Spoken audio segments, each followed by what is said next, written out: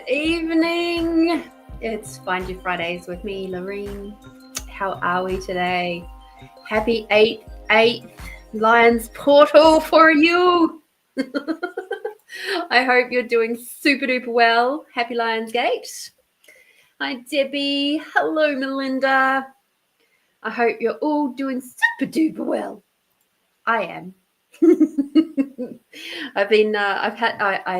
I have to share this with you guys. Just because you guys will be loving this too.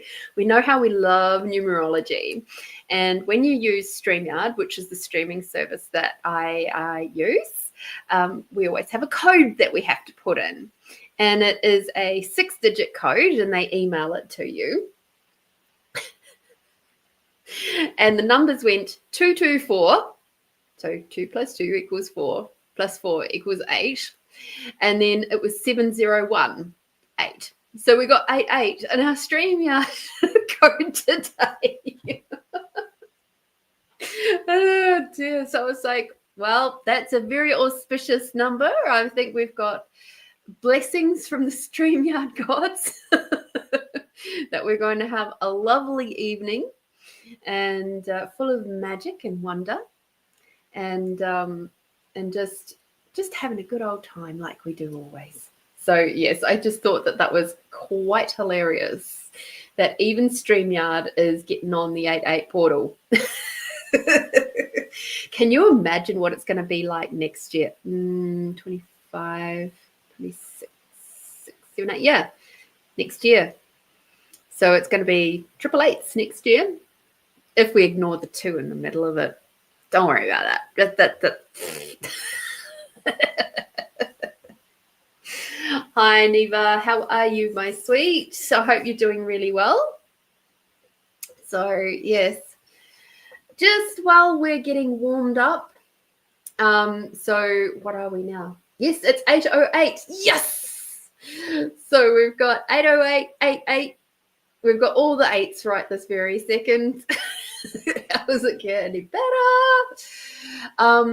While we're at the beginning and while we're just sort of pondering on things, what I would like you to do, and this is for the meditation near the end, is have a look and write down what you desire to bring into your life in this next little while or the next however long, whether it's been for the rest of your life or the next 6 months or whatever, 8 months maybe, seeing as we're on the 8s, or 8 years or 80 years. Have a look and see what sort of things would you like to bring in. And I've got mine is all written out already, which is why I said in my promo, like, bring your desires of what you wish to bring in. Because, hi Edwina, because this particular Lionsgate portal is very, very potent. We have still a bunch of planets playing funny buggers with us, which is awesome. And we've also got obviously the Lionsgate portal, which is happening today. And we've got the full moon. And then on top of all of that, we have big, huge solar flares, which came up over the last 24 hours, if I remember rightly. And obviously leading into this Lionsgate portal, we've had a huge amount of earthquake energy moving around. And along with that, there's been some interesting posts I've seen about this is dragon energy. So the dragon is on the move. And that is part of why we're getting so much earthquake energy. And there was, hello, Tamara, all the 8s. Yes, to Debbie, all the 8s. So I've marked a whole bunch of stuff in my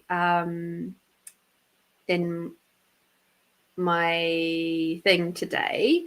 So there was one post that was saying a very active 30 days of earthquakes, 397 earthquakes, and that wasn't including this last week in New Zealand, because up until this point, the earthquakes in New Zealand had been very, very quiet. But apparently there's been a big, huge bunch of earthquakes in the last week, going from, all the way up from the Bay of Plenty all the way down in the diagonal across the South Island. I hate it when it doesn't actually go through to the post. That's really irritating. So New Zealand has joined the party. The Lionsgate portal, of course, is today, and opens a gateway to a world of magic, miracles, and manifestation. This is a shape-shifting vortex that can rapidly transform your dreams and intentions into mind-blowing reality. Believe in your worthiness, trust the universe's guidance, and prepare for extraordinary results as your wishes materialize into happy endings and incredible outcomes. Take that leap of faith and imagine the amazing possibilities, abundance, opportunities, and blessings coming your way. The universe is co-creating and your cosmic forces are aligned. Your dreams are about to come true. Now, the funny thing is that with these dreams and all the rest of it, hi, Amanda, you have to ask. You have to put them down in writing. And if you don't, then the universe isn't going to give them to you. If you don't even verbalize them, it's just there's nothing. The universe can't give you what you don't ask for. So this is my request to you now. This is my invitation to even just write down something really super simple, if that's all you can do right now. And that's totally okay if that is all you can do. But please know there's big energies shifting. We're having massive shifts around we're having huge shifts around, not only with the earthquakes and all of that sort of stuff. There's a lot of people right now talking about we're shifting timelines, and that's a big reason for all of this Schumann resonance, off the charts, white out. Just the energies are huge right now and have been for a few weeks. And all of that sort of, it's incredible. It's incredible what is going on. So also in 2 days' time, the 6 planets are starting to align. So we've got Neptune, Uranus, Saturn, Jupiter, Venus, and Mercury. They are all coming into alignment. It starts on the 10th. And it carries on through till the end of the month, basically. And the best time to see it is apparently around the 23rd of August. But please know that the energies of all those planets coming into alignment is also contributing to this time. And then, of course, we've got in the Northern Hemisphere, there's the meteor shower that happens on the 12th. And just there's so much planetary stuff happening right now. Your second QHHT session on the 10th. Ooh, exciting, Debbie. Yay. And you've also been writing your requests daily since the 1st of June. That's brilliant. Well done. Well done. I feel like so much is contributing to us really nailing down these requests and things at the moment. And also we are being gently guided, pushed, some of us, into really using this potency right now. And the cool thing is that all these different planets and all these Mercury and retrogrades, not just the Mercury one, but all the others, they're all helping us to see the truth, that they're helping us to see the masks and taking them off, including our own. And something I saw which was just brilliant. Yes, there's also an eclipse coming up. When was that? I did see that briefly. float through. So yeah, there's a lot of stuff. There's a lot of stuff going on to support you in what you are desiring to create and manifest and actualize into your life this month. Particularly in this next, putting out the request in this next couple of days. Of course, there is one thing that you have to remember, is that even though we are putting this request into the universe, some things, depending on what it is that you have asked for, take a little bit of time to be able to pull into reality for you, into actualization. And sometimes those requests that you have asked for, you're not in alignment to receive those yet. So that is part of why in my request, I've actually put in there the ask of whatever it is that I have to be or do to be able to welcome these things in. I asked for that process to be as easeful as possible. It may not always be easy, because when you're facing your own shit, it can be incredibly challenging, you know? So I ask for it to be as easeful as possible, because you just, you know, healing is not always easy. However, it can be easeful if you approach it from that point of view. It's like some people, like my friend, she loves going to the gym. And I'm like, no, thank you. That would be not my fun thing to do. However, I love going camping. That's not her fun thing to do.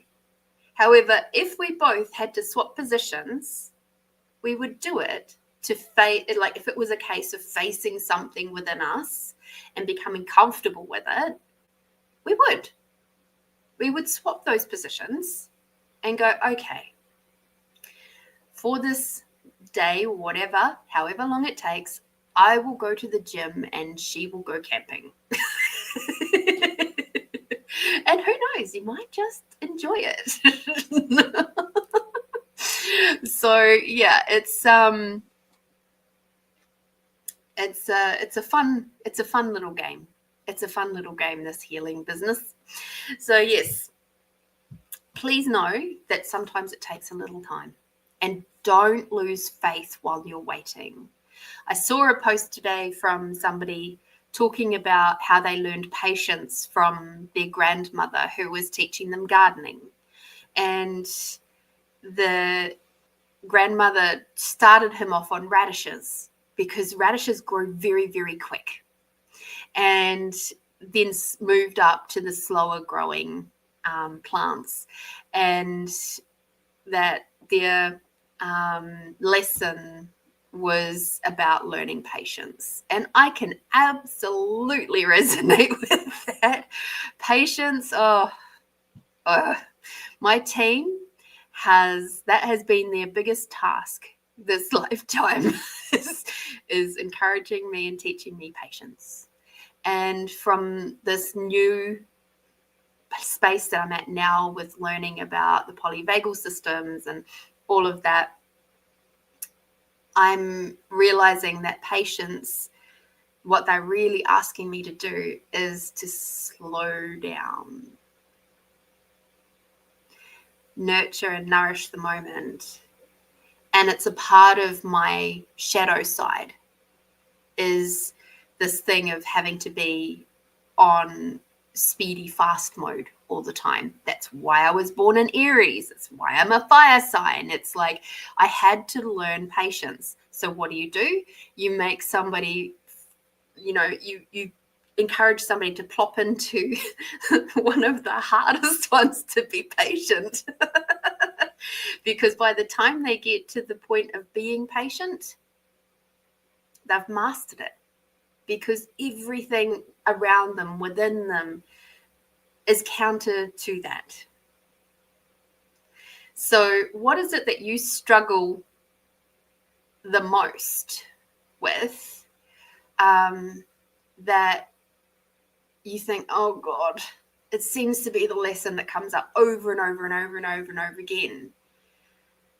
My question around that one is this something that is basically part of your shadow that has been your fallback on for a long time, that is now asking to have its opposite come to the front so that you can have both?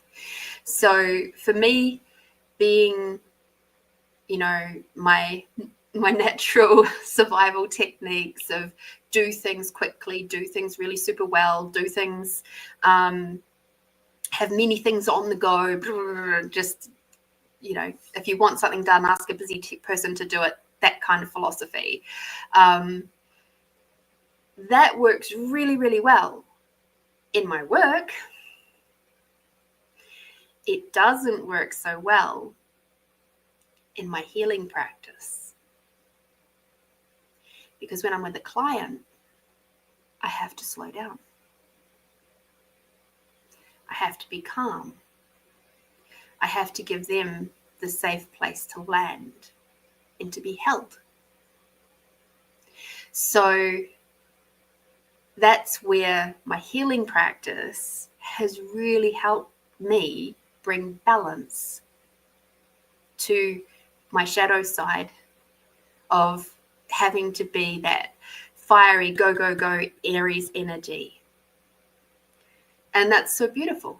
I love that.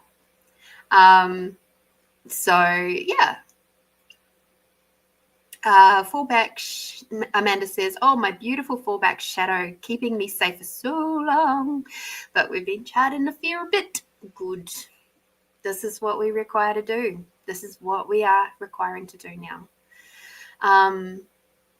Me learning to slow down and starting again to document things, like my healing journal, that sort of thing, that has been a beautiful eye-opener for me.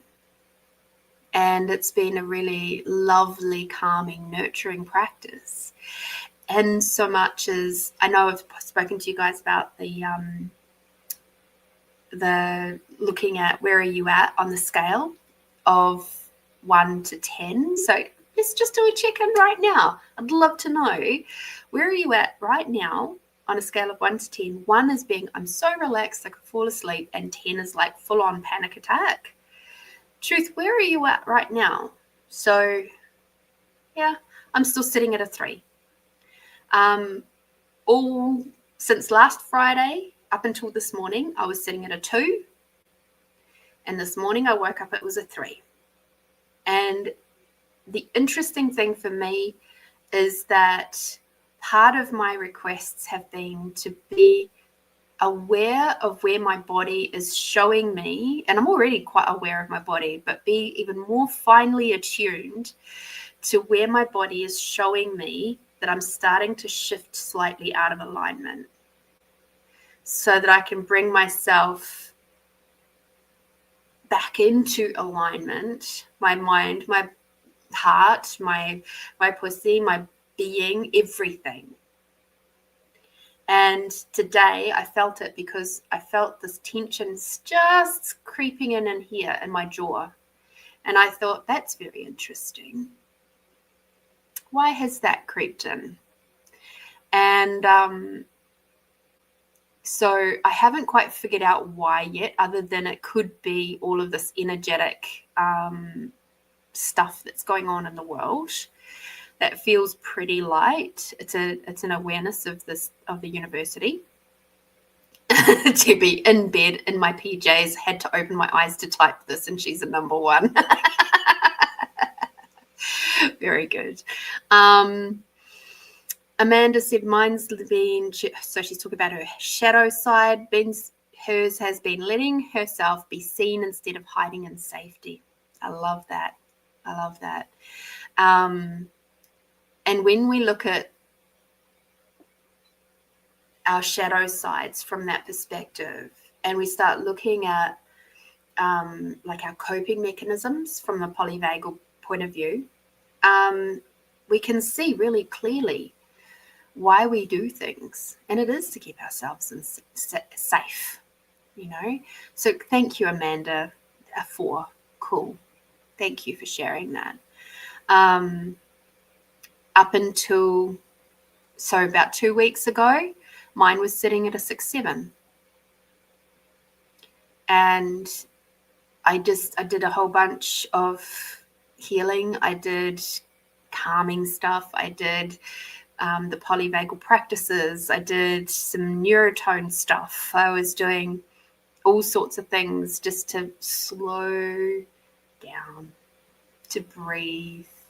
And the beautiful thing, thank you, Edwina, you're number 3 at the moment. And one of the beautiful things is the more that I've slowed down, the more that I've calmed, the more that I've sort of allowed myself to be more finely attuned,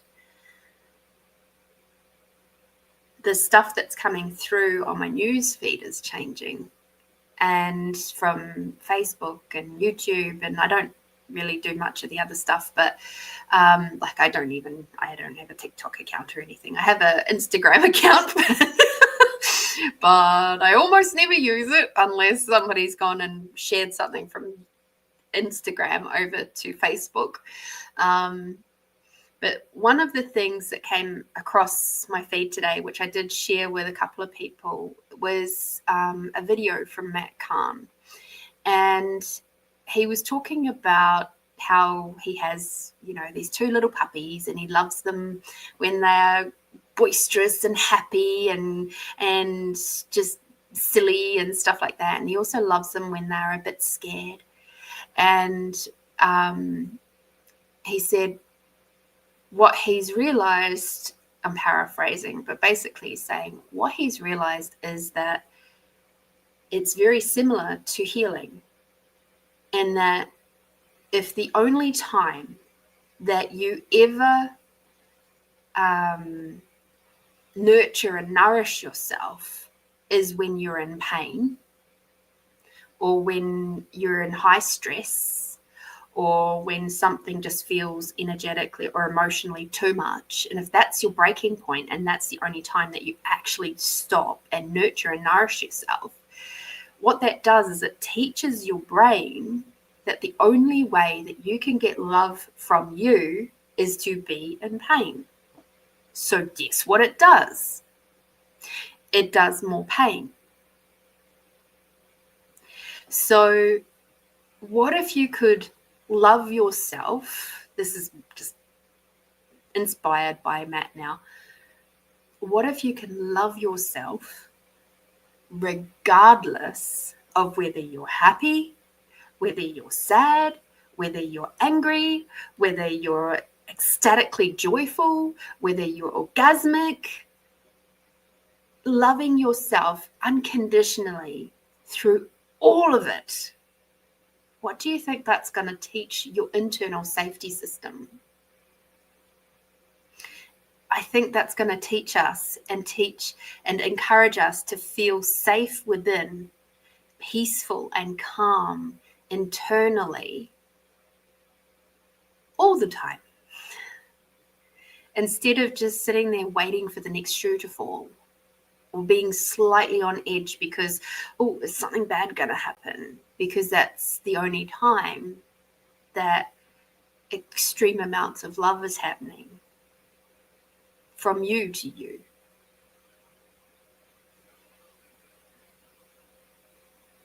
So I'll just let that sit for a sec, because that was a lot of information really quickly. And it really resonated with me today. And I thought it's a bit like so many phrases of you don't know what you've got until you've lost it or it's gone. And so many people say, you've got to, tell the people that you love them while they're still around and while the going is good. I've watched a lot of Gabor Mate today, and on 2 different podcasts, one of them with Mel Robbins and the other one was on Joe Rogan. And both podcasts, very good, very, very good episodes, talking about trauma and how childhood trauma shows up in adult life and what it looks like. And he, like, I just love how real he is, you know. And it's just like, if you get a chance to watch any of his stuff, highly, highly, highly recommend it. Yeah, very, very cool. He even in Joe Rogan's one, he actually spoke of things like the politicians, American politicians, and what they are like potentially like, and why they are the way they are. He spoke about Trump. He spoke about Biden. He spoke about Hillary Clinton, and even what was his name? Even the other Clinton, the Clinton, Mr. Clinton. He came in there for a little moment. Just so many like wow moments. Absolutely so many wow moments. Tamara says, and so she's also been watching Gabor Mate in the last couple of days too. He inspired me to run my inner child course again next month. Cool. Well done. Well done. Bill, thank you. Oh, you guys are awesome. I love it. Yes, Bill Clinton. Mr. Clinton. See how important he is in my world? I can't even remember his first name. Oh, dear. Hilarious. All right. Let us get into our weekly reading. So, that is to say, if you could ask anything, this Lionsgate portal, what would it be?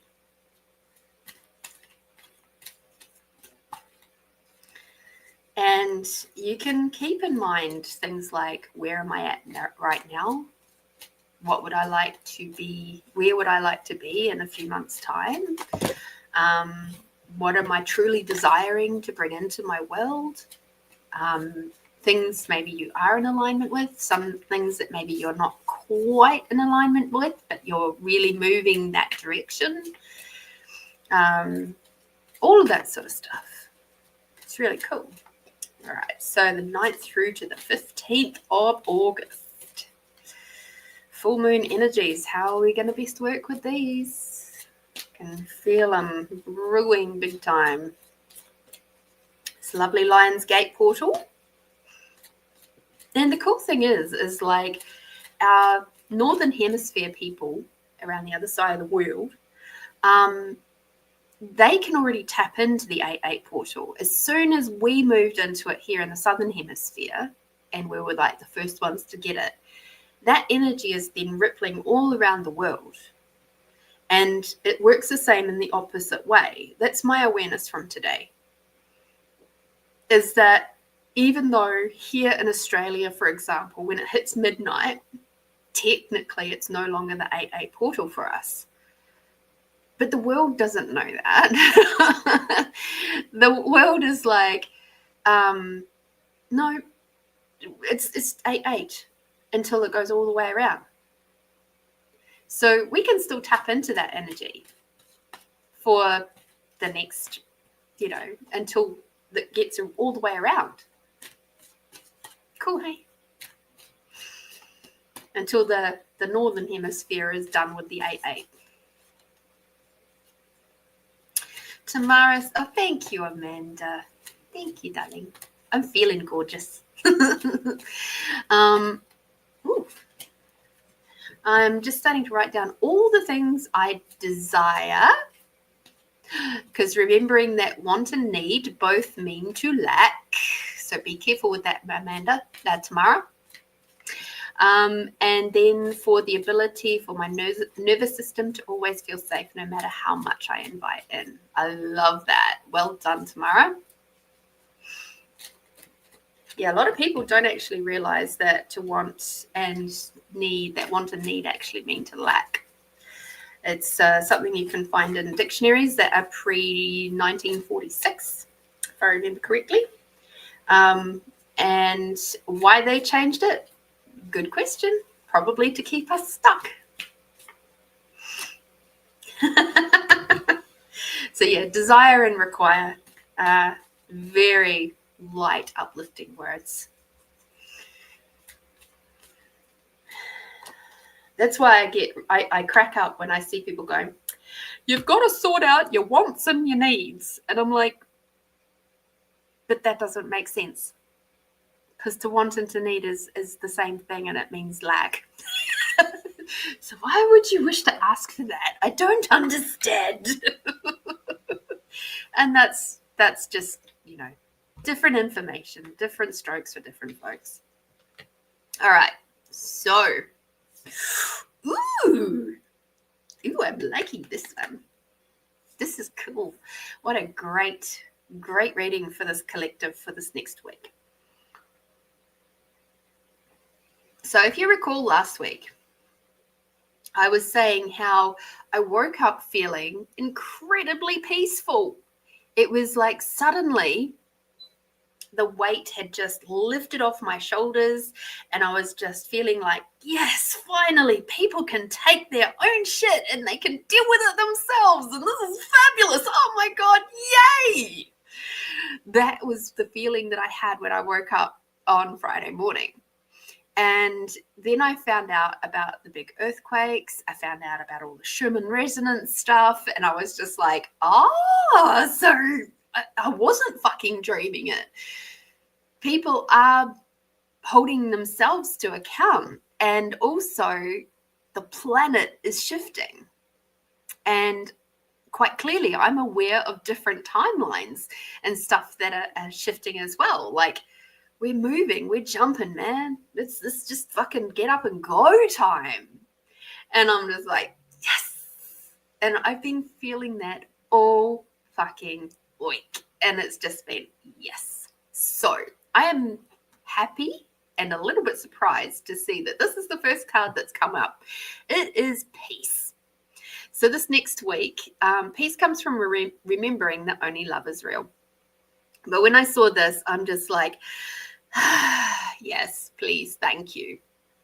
So peace comes from not only remembering that love is real, but love for you is real. Those negative thoughts, the stuff that, the things that make you doubt your self-doubts and all of that, that's not real.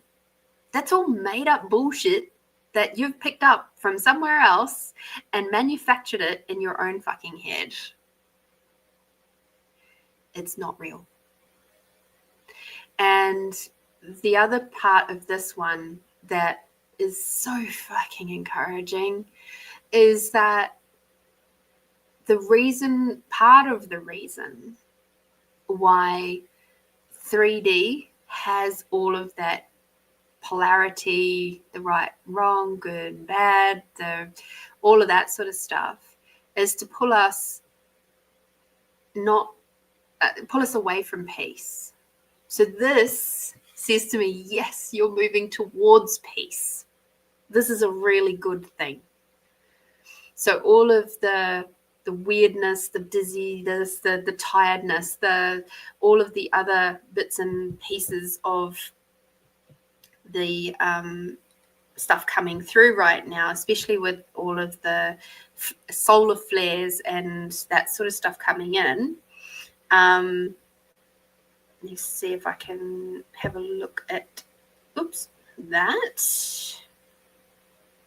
Will it actually bring up? Schumann charts lit up last night. I want to go back to the original. Oh, I can't see it. This time it was. Shush. Okay, so they were saying, and this is just from August 7th, for example, last night wasn't quiet. The Schumann charts lit up with high frequency pressure, and 3 M-class solar flares pressed serious energy through the field. But this isn't just atmospheric, it's biological. If you're feeling dizzy, overwhelmed, emotionally cracked open, or like your body is resisting everything false, you're not broken, you're being recalibrated. This is restoration through overload. Your nervous system is shedding old signaling patterns, and your field is rejecting mimic inputs. Your soul is surfacing contracts that are ready to be cleared. This isn't dysfunction, this is realignment. You're not malfunctioning, you're being restored. Okay, so let it land, let the body feel it, and let what's false fall away. All right, so again, this is bringing you towards peace. So this next week, depending on what you do with all this energy and the shifting and the changing, will dictate whether you feel peaceful with it. Like I said, easeful, or whether it will be a bit rough on you. Okay. Gentleness is the second card that has come through. So it says, be very gentle with yourself at this time. Surround yourself with gentle people, situations, and environments as best as you can. Do what is lovely and kind and gentle and nourishing and nurturing for you. Because at this time of realignment, you do have to be gentle, which also means slowing down just a tiny touch and being patient and having faith and knowing that everything is happening in divine timing, and it's beautiful and it's loving and it's wonderful, and we've got this. Okay? So be gentle with yourself. It's going to be peaceful if you allow it to be. If you are in that philosophy and that mindset of like surrender is what I'm hearing. It's like be surrendering to the process and just kind of go, okay. Kind of like when you get a bloody good massage.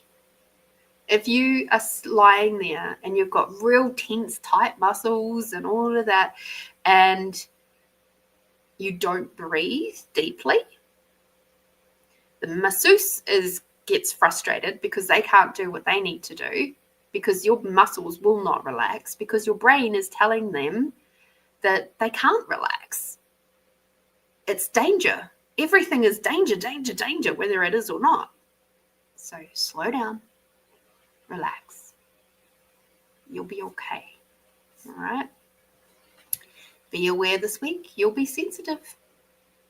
You'll have higher levels of sensitivity to negative attitudes, to food, to things like, and just be more aware of your activation points, your sensitive spots, and what you currently do or have been doing in the past to make those things feel okay. So for me today, what I noticed was I grabbed lollies. I have lollies in the house for some weird reason. Don't ask why. I don't know. And I was, like I said, I went up to a 3 and I went, I want some lollies. So I went and got lollies. And then I was just like, why did I do that? That's a really interesting choice. Again, it's the sensitivity. And so my coping mechanism has been food. And so now I'm like, that has to change. What if I just grabbed a cup of tea instead of the lollies? Perhaps that would have satisfied things, helped me to feel loving. What if I had gone before I did the lolly thing and gone and done day 7 of my neurotoned instead, which was about a visualization thing and being in my safe place? What do you know? That probably would have sort of squashed that little bit of a coping mechanism too of food, sweet food in particular. What if I had grabbed, mandarin instead of lollies. It's like, just give yourself other options rather than the old stuff. And I think that's what all this time is teaching us too. Don't be surprised if you're more sensitive. We've got chakra clearing coming through. So it's a perfect time, especially tomorrow on Saturday, to do some chakra clearing. Top to bottom, just do some nice little clearing out of all of that sort of stuff. And we can ask Archangel Metatron to come through and help with all of that. And finally, for the collective, now remembering our first card was peace. This last card is you are safe. And I just love this. I love this. So in those moments where you're feeling a little bit wonky and a little bit like, I don't know how I'm going to handle this, and those moments where you're feeling very aware of the world around you and of people who are maybe not coping so well with the shifts and the changes and the timeline jumping and all the planets and the retrogrades and the earthquakes and all that stuff. Just remember, you are safe. And if you're not feeling safe, if you're feeling like you require that little moment of like, I'm feeling like my breath is all up in here rather than down in my belly. Okay. And you feel like you're alone and lonely, you can ask Metatron to come in and give you a hug to help you bring yourself back into alignment. Because, of course, Archangel Metatron is about your chakra clearing too. So Metatron can help you feel safe and help you with your chakra clearing. How cool is that? In fact, we may actually bring him into our meditation tonight. So there we go. That's for the collective. Let's see what our yummy card has to give us.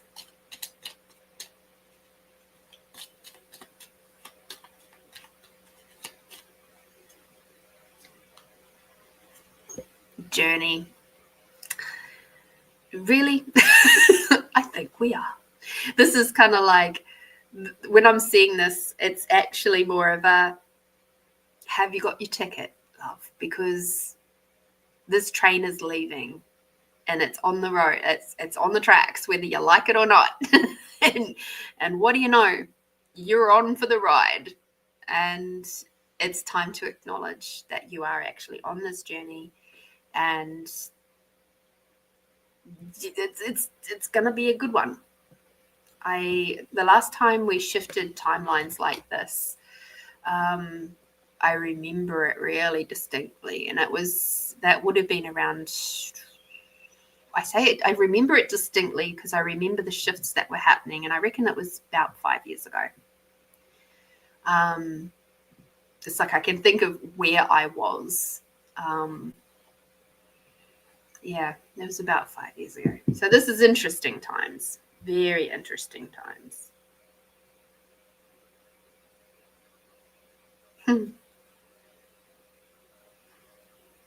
Two very different images of Metatron, considering it's in the same deck. Very interesting indeed. Metatron with his flaming sword and esoteric. Look at that. There's that. Then there's that. And I'm like, well, if Metatron can be so vastly different and still be the same being, who's to say we can't be? Who's to say we can't have like our shadow and our light being equally awesome and when required?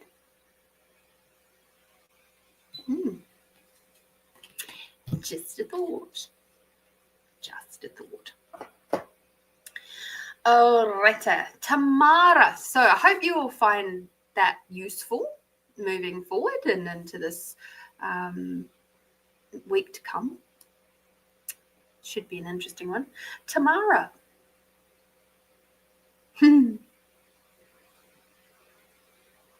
It's like, I find it fascinating because I've known I wear all sorts of different hats for different situations. And these different situations included everything from when I was dealing with my family to being a student to being a working person, dealing with customers, because how I am with customers is not necessarily how I am with my friends. And it's not how I am with my friends is not going to be the same as how I am with, I don't know, somebody who is highly respected in the community or something like that, like, or somebody I don't know, I should put it like that. And while I am still, there's the common thread that runs through everything of I am still kind and gentle and loving and all of those sorts of things across the board. There's also those moments where, and this is a thought that's been coming through my mind a lot today, of my greatest purpose is to create peace and ease. That doesn't necessarily mean, a bit like Michael with his sword, Metatron, with his sword, that doesn't always mean that I'm not a bitch. Because there are some people in this world who I have to be the energy of the bitch with. And that's because it's to create peace and ease for others due to that person. And if I had the point of view that the only way to create peace and ease is by being gentle, I wouldn't be able to be as effective as I am. It also comes through when I do healings and stuff like that. You have to have that space of, like, when you're dealing with demons and entities and stuff like that don't want to move, or partners or exes that have, they're fully exes, but energetically they won't fucking leave. You have to, as the healing facilitator, be able to be centered and confident enough within yourself to have the get the fuck out of here energy, right? To have that bitch-like energy and still have them be like, okay, bye, thank you. It's like, it's quite an interesting little mix. And I'm like, cool. I like that about myself. I like that I can be firm but fair. That energy actually helps me to get a lot of respect from my team, and especially with the young ones, because sometimes they haven't had that in their life. That moment of guidance, and also, this is the rules. It's an interesting one. And I'm like, cool. I feel good with that these days. Because I think there was a long time where I found it hard to accept that more strong aspect of my personality, of my being.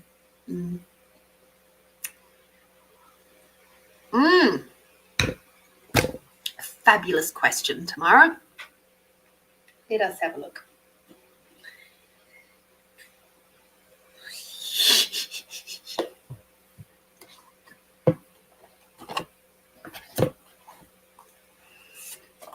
Guess what your team chose?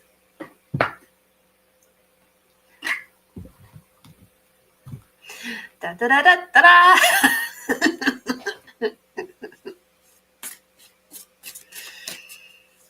Amanda says, I always described myself as firm but fair when I was a teacher. Yeah. I think it's also about creating boundaries as well. And when you have boundaries, you know where you are, you know where you stand. And it's a good thing. You know, when you're in a leadership role, you have to have those boundaries. And I think that's been one of the biggest lessons that I have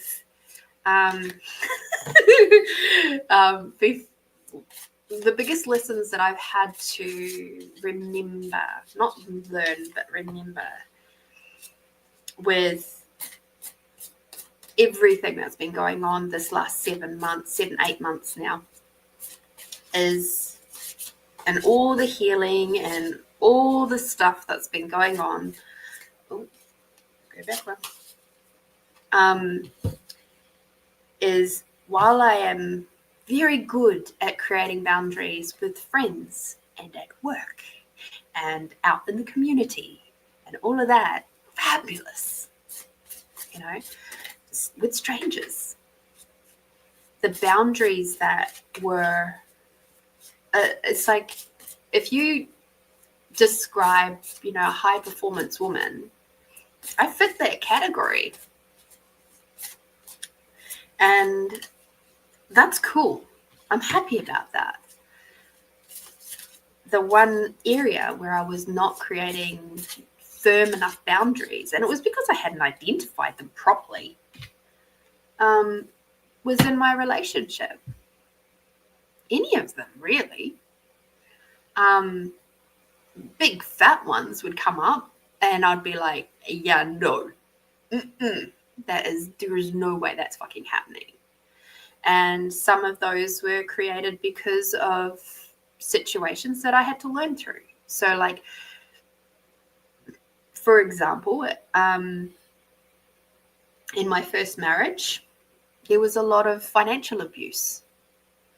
And because of that, I've created a boundary of we will never, like if I'm with someone, we will never have a joint bank account, like and only one joint bank account. That's never, ever going to happen. We could have a joint bank account for like household bills if I happen to end up living with someone. But I don't even know that that will happen now. I'm actually really loving living by myself. So that's one of the things that's like a no-go. You fuck with my finances, see you later. I'm not interested. You've killed my passion. That's it. It's a deal breaker for me. Being financially immature is a deal breaker. But until this last couple of months, I'd never even written that down. It was just something that was up in my head. It was something I'd spoken about, but I'd never written it down. It's now down on that list. And there's a few others that have popped up that were kind of like, probably should have written that down too. Because these things that, these boundaries are just like, if you don't have them in your personal life as well as everywhere else, of course you're going to, you know, bring in people that are going to step over those boundaries because you've never, ever actually laid them out in front of someone before anyway. You never said, if you do this, then we're done. Any of those things, we're done. It's like being the leader of your own life. How wonderful is that? Anyway. Oh, yay.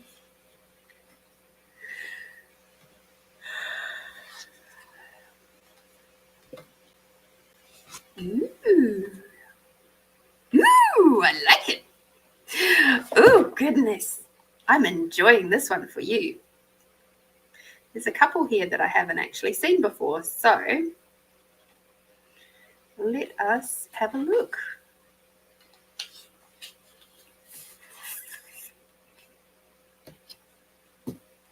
Alrighty, Tamara. We have healing, which is number 21, is your first card. Illness and pain in your body is a message for you to slow down, Look within and make important changes. Sorry, I shouldn't laugh. I'm just like, okay. You are experiencing stress, feel overwhelmed, and are suffering ailments in your body, or feel exhausted and depressed. It means that your body is trying to communicate with you. Your body wants to start treating it as desires you to start treating it in a more loving manner and listening to the messages it is sending you. You require to become conscious of the areas in your life that you are avoiding or suppressing. Healing takes time. It is a process. Your first step towards healing is to create a safe, loving, supportive environment where you can listen to your inner wisdom. So, something that I don't know if you've watched the episode where Gabor Mate was on Joe Rogan. If you haven't, it's like a 2-hour podcast episode. Highly recommend you watch it if you haven't already. Now, the reason why I say that is he talks about anger. And I thought, this is brilliant. I loved, and I also liked what Joe was doing and sort of probing him a little bit more of his experiences and things. And I really quite enjoyed that. Anyway, healing. Women suppress anger. Abused women suppress anger hugely. So if you're a child who has been in traumatic situations and you're being abused, of course, you're going to be angry, right? But what would happen if, as that little girl, you let your anger fly? What would happen from the abuser to you? Well, of course, you're going to get in more problems, more trouble, maybe more abuse. So what do? You suppress the anger. And he was talking about at one point in relation to this, our immune system and our emotional system are exactly the same. So our immune system works on if, something comes in, some sort of bug or whatever, the immune system goes, right, we're getting in there, we're going to kill him, we're going to protect the body. The immune system and the emotional system work the same way. So the emotional system goes, oh, shit, this emotion is too much. We've got to suppress it. We've got to try and push it out to the side. We've just got to try and pretend it's not there. It's protecting you actively. But the problem with that is that it starts affecting the immune body too. So the immune system then looks at that anger as it's being pushed down into whatever area of the body and goes, oh, this is dangerous, and starts attacking it. That's why we end up with stuff like cancer. And there was a lovely phrase that I learned through my healing time, like with one of my modalities, was when it came to cancers particularly, the question to ask is, what am I dying to get out of? Which is essentially saying, what has made me so angry, so frustrated, that I'd rather die than continue to live? So, all of that is to say, please be aware of your body this week. You're still doing some very deep healing. Look beyond the symptom. Look beyond even Ina Segal. Go back to your childhood stuff. Go back before that and have a look at what created that sense, like with the Mel Robbins one, where she was talking about being abused when she was 4. And Gabor was like, did you tell anybody? And she said, no. And he goes, so the abuse actually started before that happened, before that incident.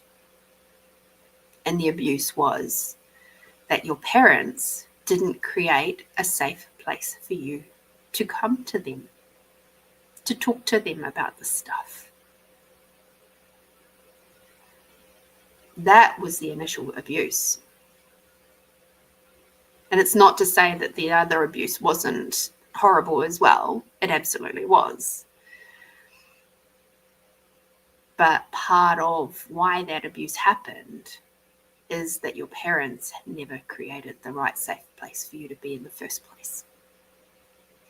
And the other thing that came up with the interviews was that all of this can even start in vitro.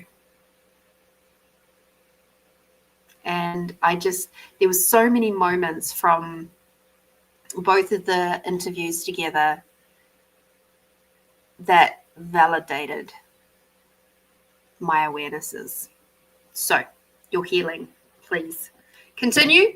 You're doing great. Twin is your next one, which is, so you said, this week I only just understood the gravity of being an empathic and highly sensitive child growing up in such an unstable environment. Yep. I hear you. I absolutely hear you. Because I had the same. Energetically, I was trying to heal my family consistently, especially once my parents split up at 6.5, bam. Everything changed, everything moved. We literally moved from a big city to the country where culturally it was completely different. My family unit had split up. My dad was still living in New Auckland for, probably about 6 months or so. It was a lot. It was a lot. And maybe even slightly longer, maybe a year he was up there. But it was like everything just blew up. And suddenly I had to try and be okay with that. But I really wasn't. The next one we've got for you is number 10, which is pay attention to signs. Signs are all around you. Open your mind and pay closer attention to your environment.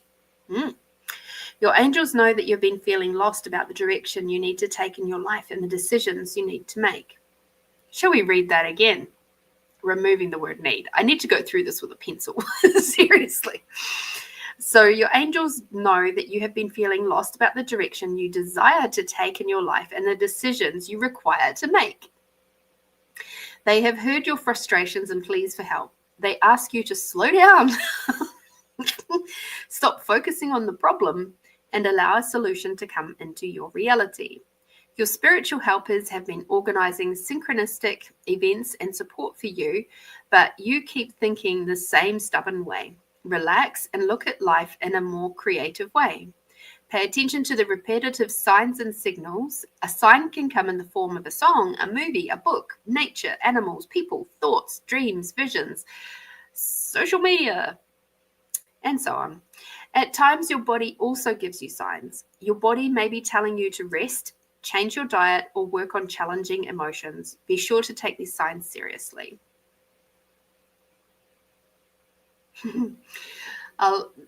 I know that you might be writing these down, so I'm just going to leave the actions for you because I know you have this particular card deck. So enjoy those actions as they come through. Could be something fun to do.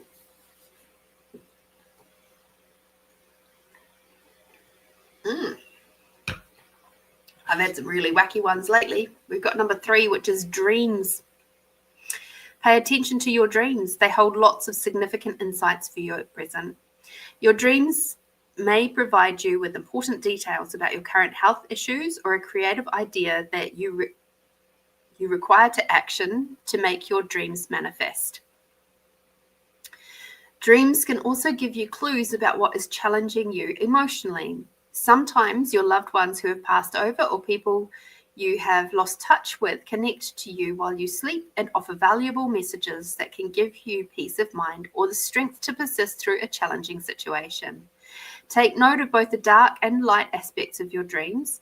In particular, pay attention to any recurring dreams as they often have significant meaning or wisdom that can help you. Okay. Oh, Tamara, that's beautiful that you come back and listen the next day. That's so lovely. I appreciate that. So, with this card, the number 3 card, before going to sleep, place a glass of water next to your bed. Position this card over the water with an intention to remember your dreams. Let the card energize the water and then take a few sips of the water. Relax and think about a question that you would like answered. You can write your question in a notebook or repeat the question to yourself as you drift off to sleep. In the morning, drink some water from the glass and write down anything that you can remember from your dreams.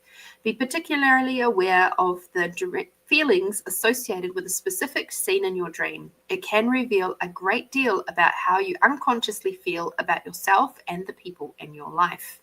Okay, so that's the number 3 card. And while obviously the card has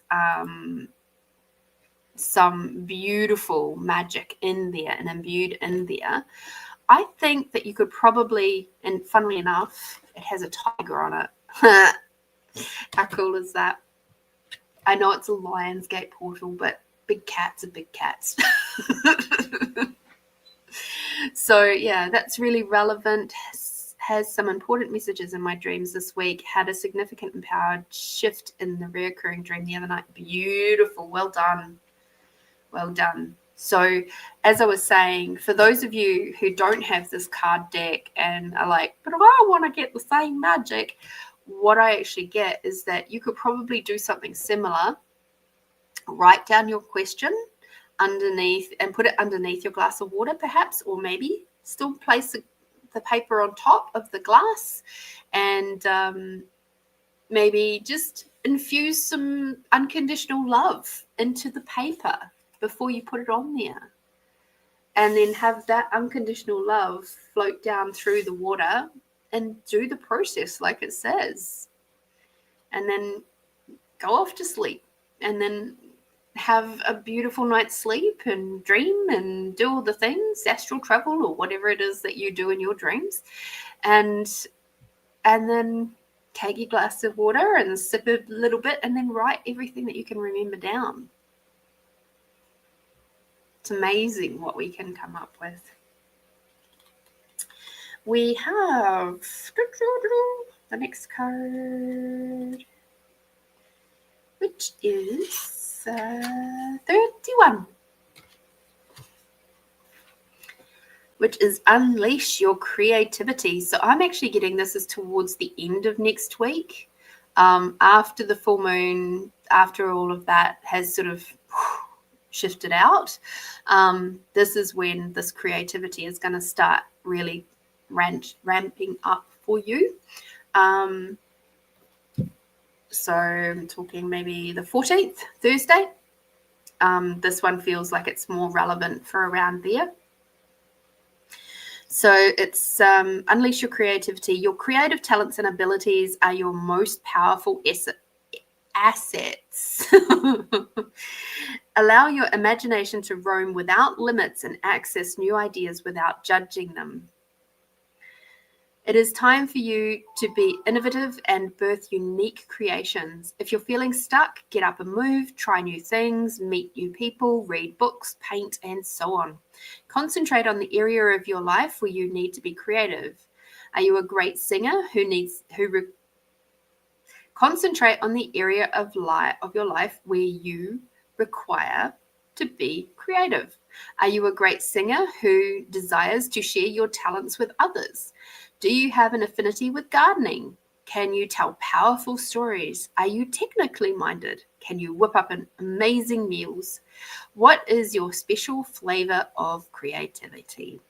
Whatever it is, give yourself permission and the time to be inventive. The more creative you allow yourself to be, the more fulfilled you're going to feel. So I absolutely feel this for you. So over this next couple of days, especially, I'm getting that sense of just take it easy, take it slow. That's been the message through the first couple of cards. Take note of your dreams. Be gentle with yourself.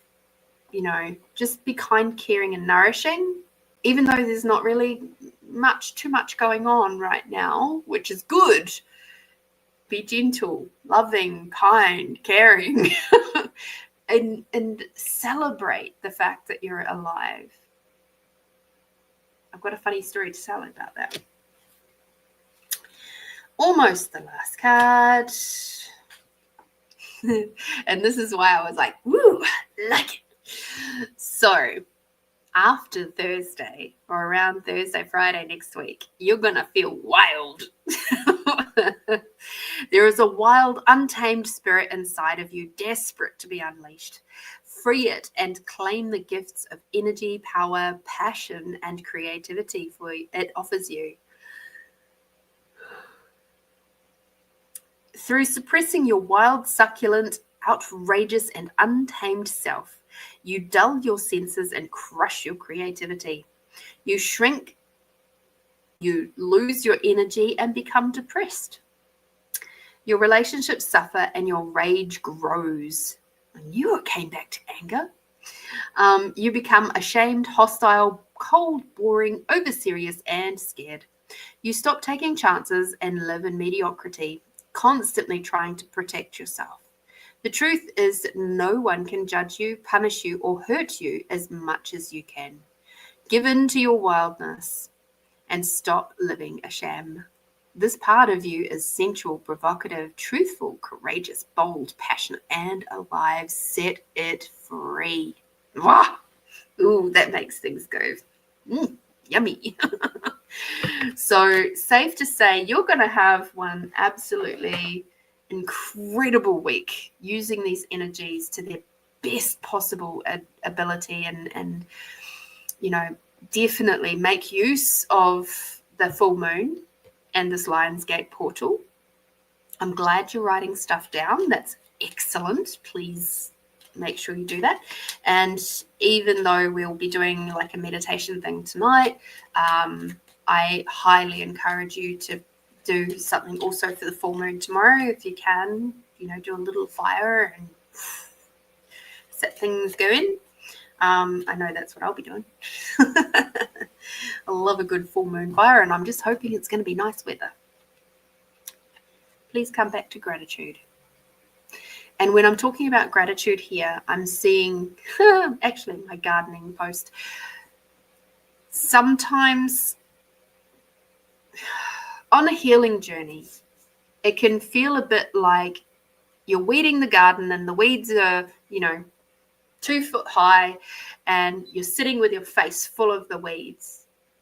And you're like, why am I continuing to do this? This has been going on for just, these weeds seem to be never ending, right? And the healing journey is like that too. It's like, oh my God, will this fucking healing journey ever fucking end? I'm so tired and I'm done with this. And if you take a moment to look around, look behind you, and see just how much work you've done, you might just be quite surprised. Hi, Sonia. Hi, Ethereal Moonlight. Happy Friday. So please have some gratitude for yourself. Please bring in some gratitude for you and how much work you have done and how different you are this week versus 2 weeks ago or 6 months ago or the start of the year or last year or 10 years ago. Just have a moment. This is something that one of my friends and I do a lot, actually, is we reflect back to each other. Like, dude, when we first met each other, you were such a fucking mess. now look at you. You're on a fucking $100,000 a year. You're owning your second home. You're fucking rocking it. Not that it's all about money and possessions, but it's also all the lessons. Like, she's making like heaps more healthy choices for herself and her son. And I love being able to reflect back to her how much she has shifted and changed over the years. And I think that's something that we require to do for ourselves, is to take that moment of going, yes, I'm going to acknowledge it, just how far I've fucking come. Because this journey is harsh at times. And it doesn't have to be harsh all the time. I mean, look at this beautiful picture. You can have the softness and the wildness together. First thing I write down on my desires list when you were first talking at the beginning of this live stream was release all past sadness and anger from my heart, body, and soul. Oh, yes, Amanda. I love that. Sorry, Tamara. Amanda, that's obviously a message for you too. Keep coming in.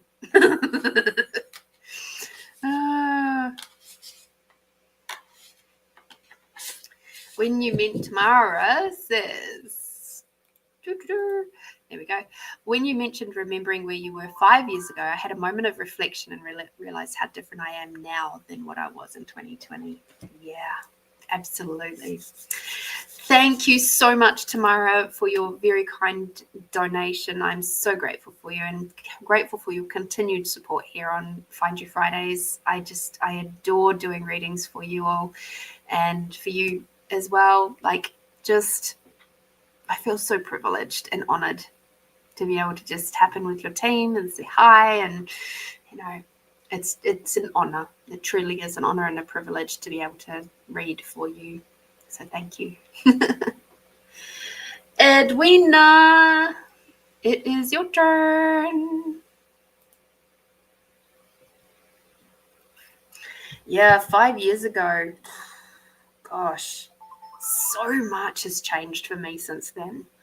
Like, the garden I was talking about, it was fucking ginormous. And it had a front garden, massive back garden, and like the landlord hadn't really done anything with it. And so it was just this mound of dirt, and some of it had kind of gravel through it from the previous owners. And it was just, it was a nightmare. But at the same time, that gardening experience brought me a couple of things that were just so lovely. One of them was my realization that I would pick up entities through the ground, and these entities were actually wanting to be released. They were basically stuck, and these entities were Aboriginal. And so I was actually having a massage, and the lady that was massaging me knew the same sort of entity tools that I do. And so she was doing the massage and just quietly removing these entities as she was aware of them. And obviously with my permission and everything. And it was what awareness came out of all of that was that I actually had to, the next time I did the gardening, I had to ask for the Aboriginal elder to come forward. And then I asked him, hoping to Christ he could understand English, the energy, I think it transcends all languages though, was I asked him, can he please release the entities, or at least like the rest of the mob that were trapped in this land that I was trying to do the weeding on. Can he release them or encourage them or invite them to come out of the land if they wish to leave and go to the next plane of existence without having to come through my body. And he was like, yeah. I was like, well, duh. And so he did. And so it was just like, poof, they were gone. And I was just like, oh, thank you. And I didn't actually have any more issues with entities clinging up through my legs, my hips, my butt, like in my lower back after that. And I had to do the weeding of that a couple of more times before I moved out. But yeah, just so interesting. So I have to be, that was again a growth moment for me. Another moment was my landlord's parents actually lived right next door, and I got to know her dad quite well. They were Vietnamese, and when he passed, before he passed, he said to one of his daughters that I was such a pleasure to live next door to, and he really wanted her to tell me that when she saw me next. And when she told me, I was like, oh my God, it's so beautiful. And it was so funny because there was like a stub wall. It's like a brick wall that was between the two properties. And after he passed, it was about a month or so after he passed, and I was weeding out the front by the roses, and I saw him out of the corner of my eye, just standing where he always used to stand when he had a little chat with me. And he just had this big, beautiful smile on his face, and he just sort of gave me a bit of a nod and a wink, and it was just like, oh, thank you. And off he went, And it was kind of like he didn't need to speak. And Mr. Lamb was so beautiful, such a beautiful soul, full of life. And he even, the year before he got really sick, he even went back to Vietnam and traveled around and saw people, and his wife was still home, and their mail would sometimes end up in my letterbox, and so I took it over to her and I said, oh, where's Mr. Lamb? And she goes, oh, he's gone back to the homeland. I said, you didn't want to go with him? She goes, oh, no, my legs and my bones are too bad for that now. I can't travel. And she goes, but it's all right. I get the house to myself. So yeah, and he loved it. He loved traveling. He loved seeing people, being social and all that. She was a little bit different. She was a bit more reserved. But yeah. Amanda, damn, 5 years ago, I barely remember. I know I've shifted so much since December. I am so lucky and grateful and blessed to be living this lifestyle. Yes, I feel that. I feel that so deeply for you. Yeah. Okie dokie.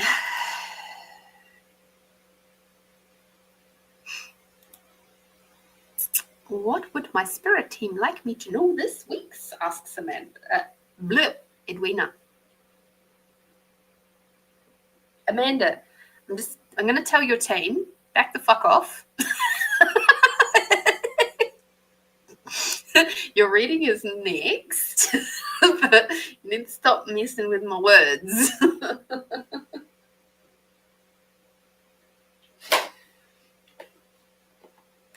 Oh dear. See, boundaries. It's important. Oh, dearie me.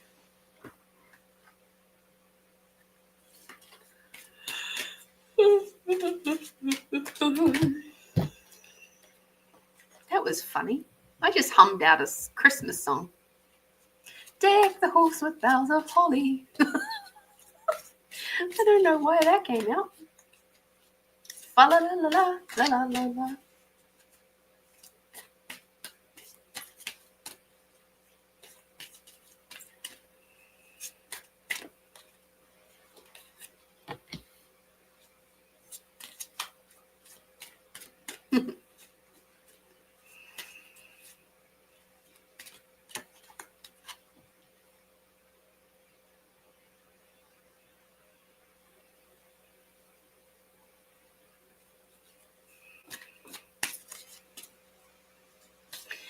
there's a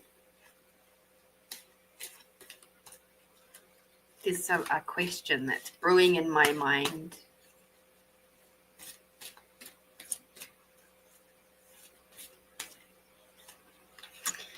And the question is,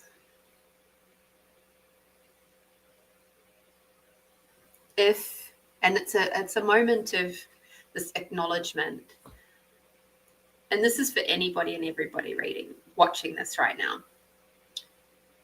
If your 5-year-old self could see where you are now, with all the work that you've done, all the learning that you've done, all of the experiences that you've done and had, what would they think? I'm curious.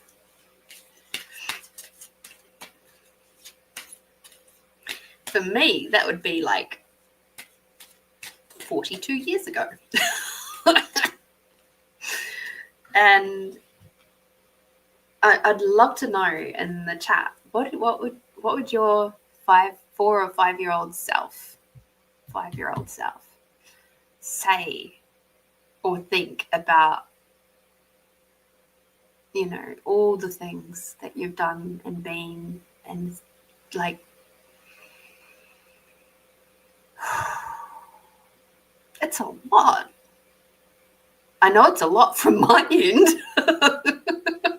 You know, just even to think about, you know, the 5-year-old self. So before my whole world blew up, and like while I still had my happy little mum and dad, and well, what I would perceive to happy mum, dad, one brother, nuclear family type situation, even though schooling was a bit weird at that time.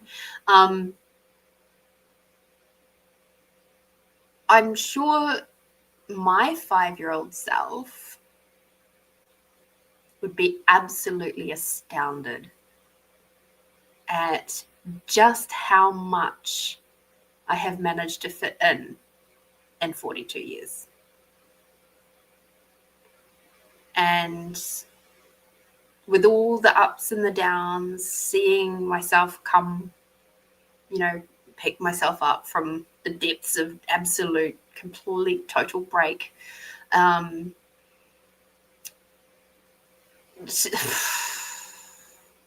Wow.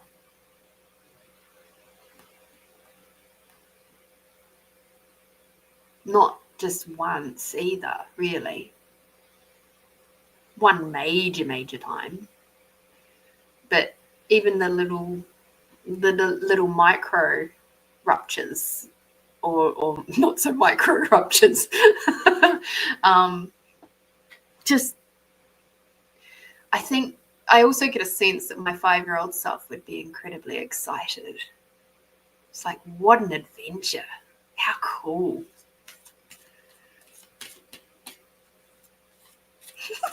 Amanda.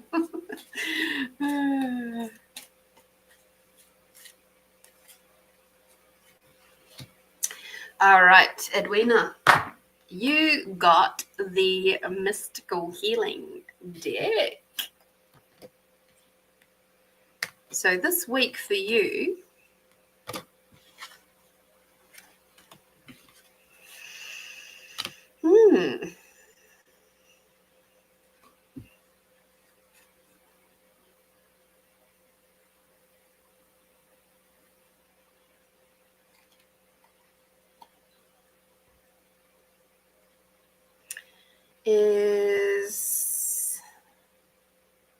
it's going to be an interesting week for you, my dear.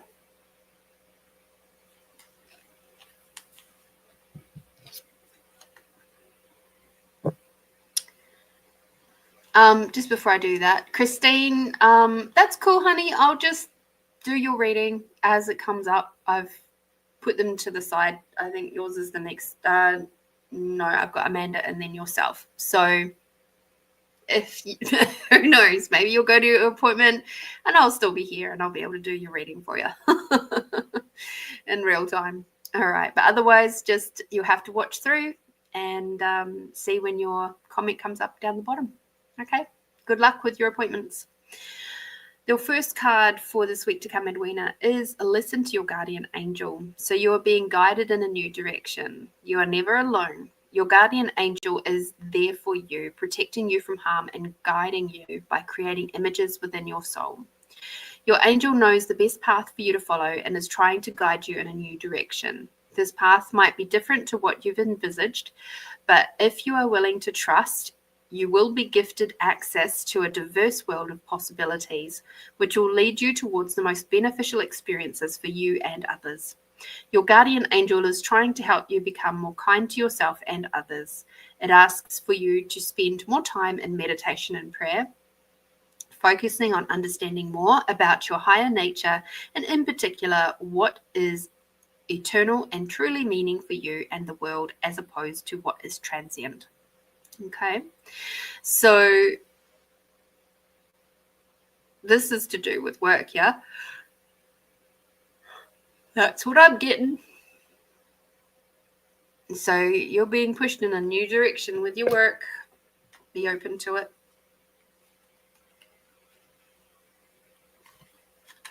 And clearly your spirit team is supporting you with that, which is really, really cool.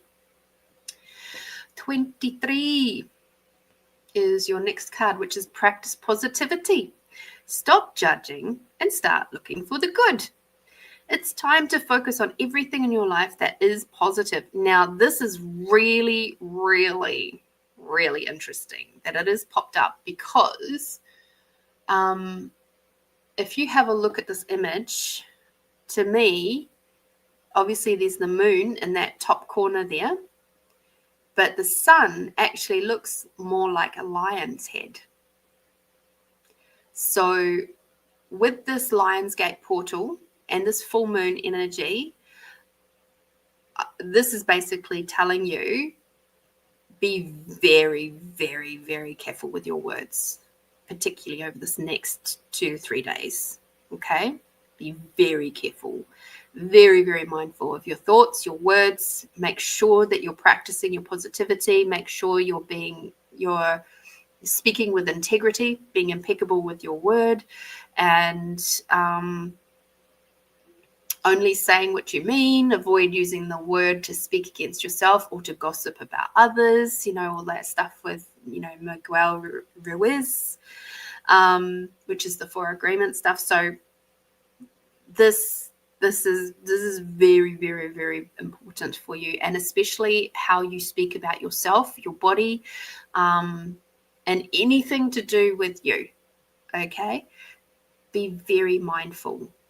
Only speak positive stuff for this next 2 to 3 days, especially because whatever you talk about, you'll be bringing more of that in. Okay, so if you say things like, I feel so stressed,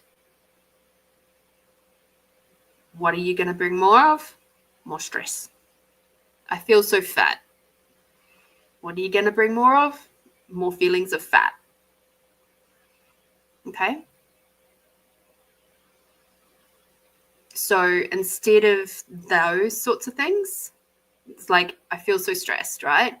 How can you flip that around? Come back to gratitude. I feel so grateful that I am able to cope with everything that is on my plate right now.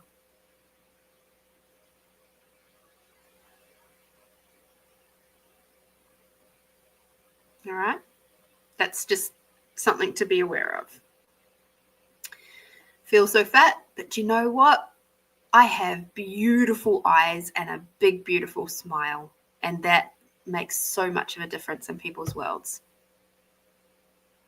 Cool. Bring more of those things in. More smiles. More sparkly moments with your eyeballs.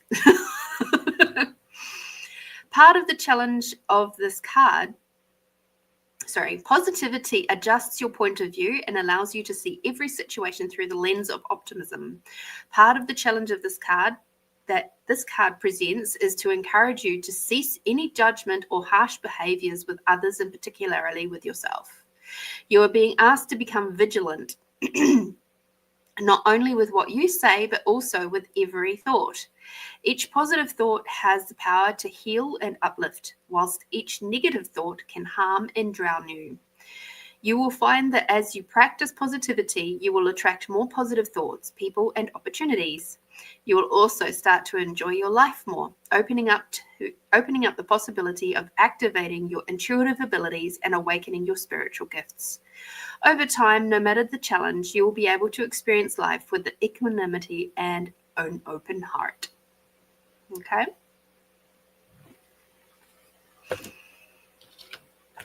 Now, this next card is one I don't know that we've seen too terribly often, so this is going to be an interesting read, I think.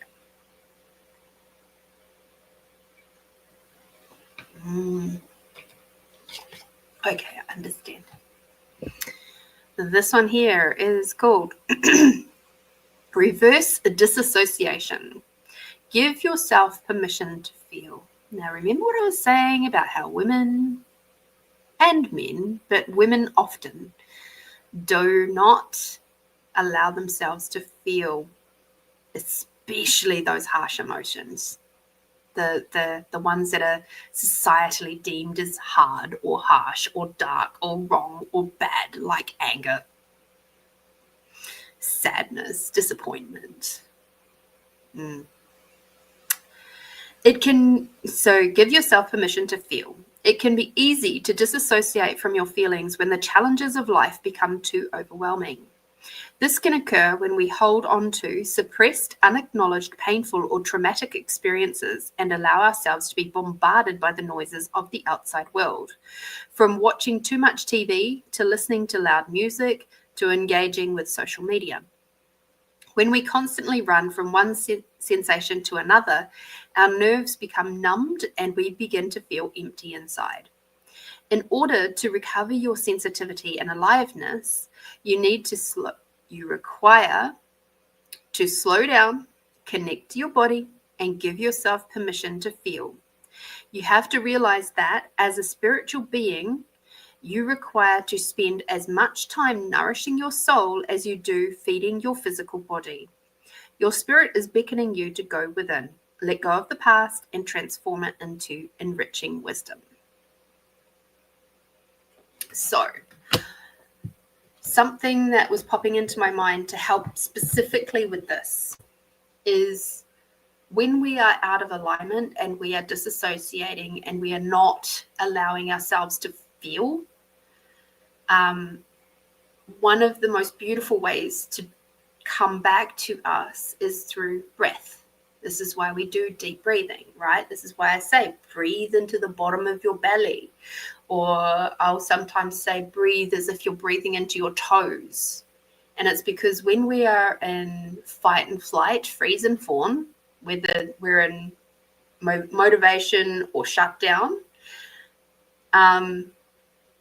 we tend to be in our chest, right?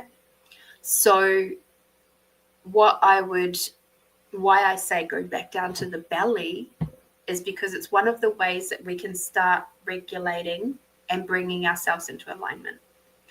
Now, this is for everybody. If you want to play along at home, Kathy Williams is an absolutely gorgeous lady, healer, facilitator. She lives in Hawaii. I've worked with her in the past. And I've actually been with her in classes and stuff in Hawaii. And she is just so beautiful and so kind. And she put up onto YouTube this week one of her alignment tools. And so I'm going to show you all this now because she's put it on YouTube. So and I've given her credit. So what you do is you take your hands like this, right, and put them in your heart space. Okay. And then as you take a breath in, you put one hand up and the other hand goes down to the belly. Okay, so taking a breath in, you go. And then breathing out. Bring it back to your heart space. Then do the other arm. Come back to the breath. Back to the center. Again, Do the other arm, first arm. And then breathing out.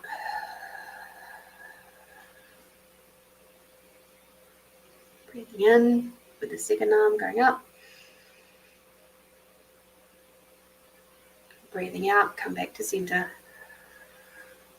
And let's do one more round.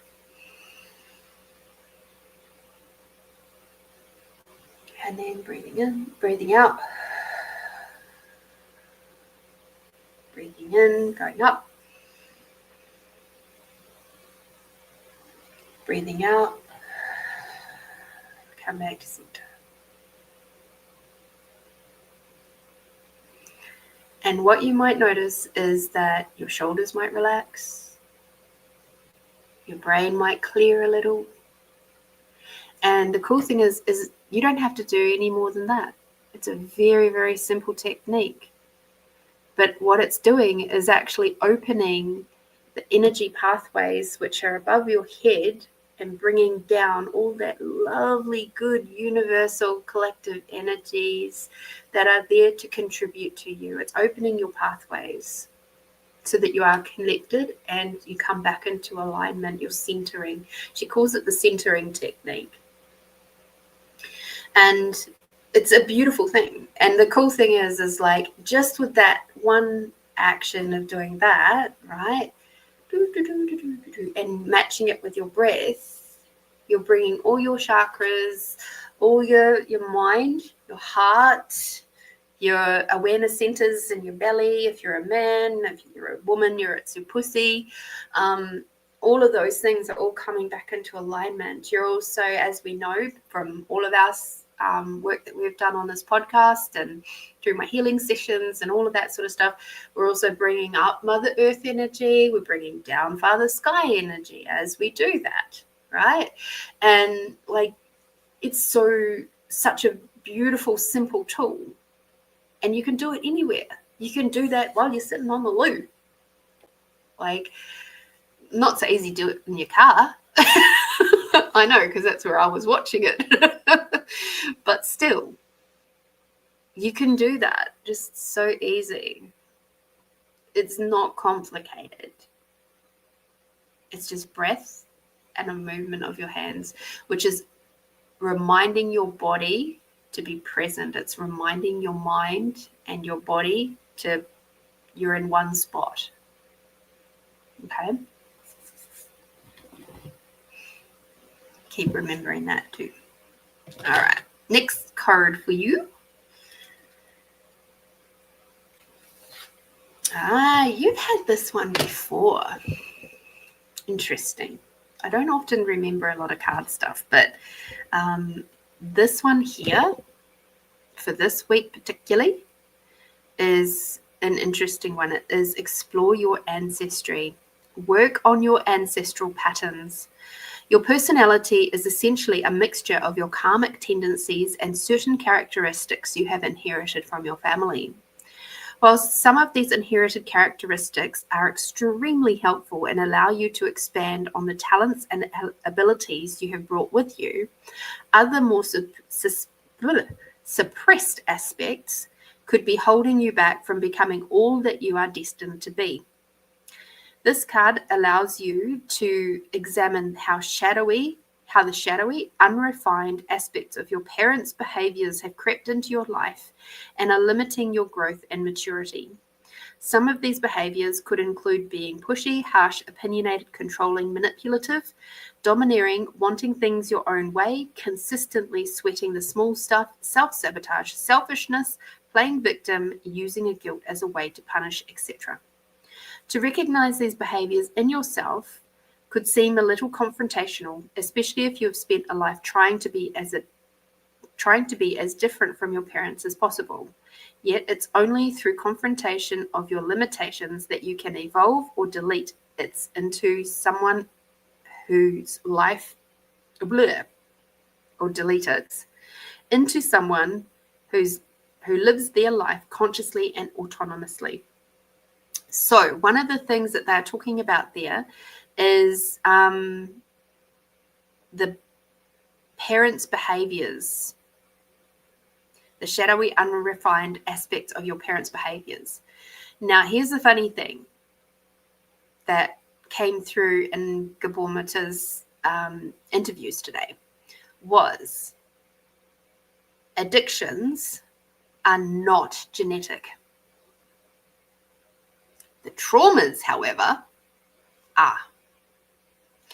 So those, and this is actually, he didn't talk about this, but this is something I've known previously, is from another research paper, was that when your parents or grandparents or great-grandparents have gone through something quite traumatic in their lives, like war, the Great Depression, that sort of thing, it leaves little genetic markers. And those genetic markers get passed down through the generations, and which is essentially trauma, right? So the behaviors that are created from that trauma is what is passed down. So, for example, a trauma where feeling unsafe and a lot of physical violence and stuff like that then creates alcoholism, for example. It's not the alcoholism that is passed down, but it's the fact that the alcoholism is encouraged by the trauma. So therefore, it then ends up creating the pathway for more abuse, more violence on the next generation, because the one who's now drinking is now passing on that trauma to the next generation, and then it just keeps going through like that. So it's like it then encourages that abuse, the violence. Does that make sense? I hope that makes sense. So this is why they're asking you to look at your familial traumas and your ancestral stuff that's going on there that is creating these pathways where you're feeling like you can't move forward, or you're feeling stuck with trying to move forward. It's like, identify the trauma, identify what it is that has been passed down, acknowledge it, and forgive them so that you can forgive yourself and break that cycle. Because remember what I was saying about the immune system and the energetic, like the emotional system, and how they're basically they're the same. If you forgive yourself, if you forgive them and you forgive yourself, what you're doing is you're saying to your body, hey, we don't need to be worrying about that anymore. We don't have to be prepared for that when it comes along anymore, because we're okay now and we feel safe now. Okay? So it's all about living consciously, and that's what they're asking you to do. Okay? And given that some of your family is actually in your spirit team, I think that's very courageous of them to ask you to do that.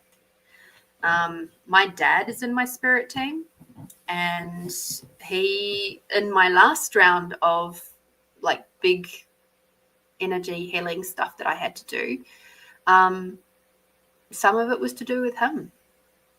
And he was uncomfortable, but at the same time, because there was resentment that he was holding towards me. And it was uncomfortable for him to be called out on it. But we did the process. He still held space, because he's learned how to do that in spirit form. He's learned how to hold space, and that's pretty cool. Like, so just because your family has passed and they're in spirit form doesn't mean that they're still not growing. They are. And that's the beauty of it. And that's why all of this energetic work, all this healing that you're doing is also helping them.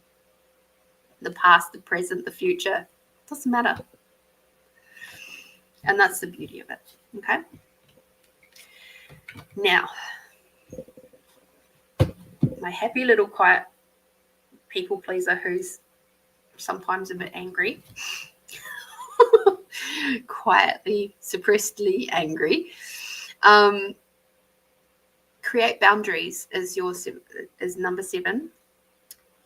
Knowing when to say yes and when to say no. Knowing what works for you and what doesn't, when to say yes and when to say no, and develop a healthy sense of self-respect is vital for your personal well-being. Be genuinely honest with yourself.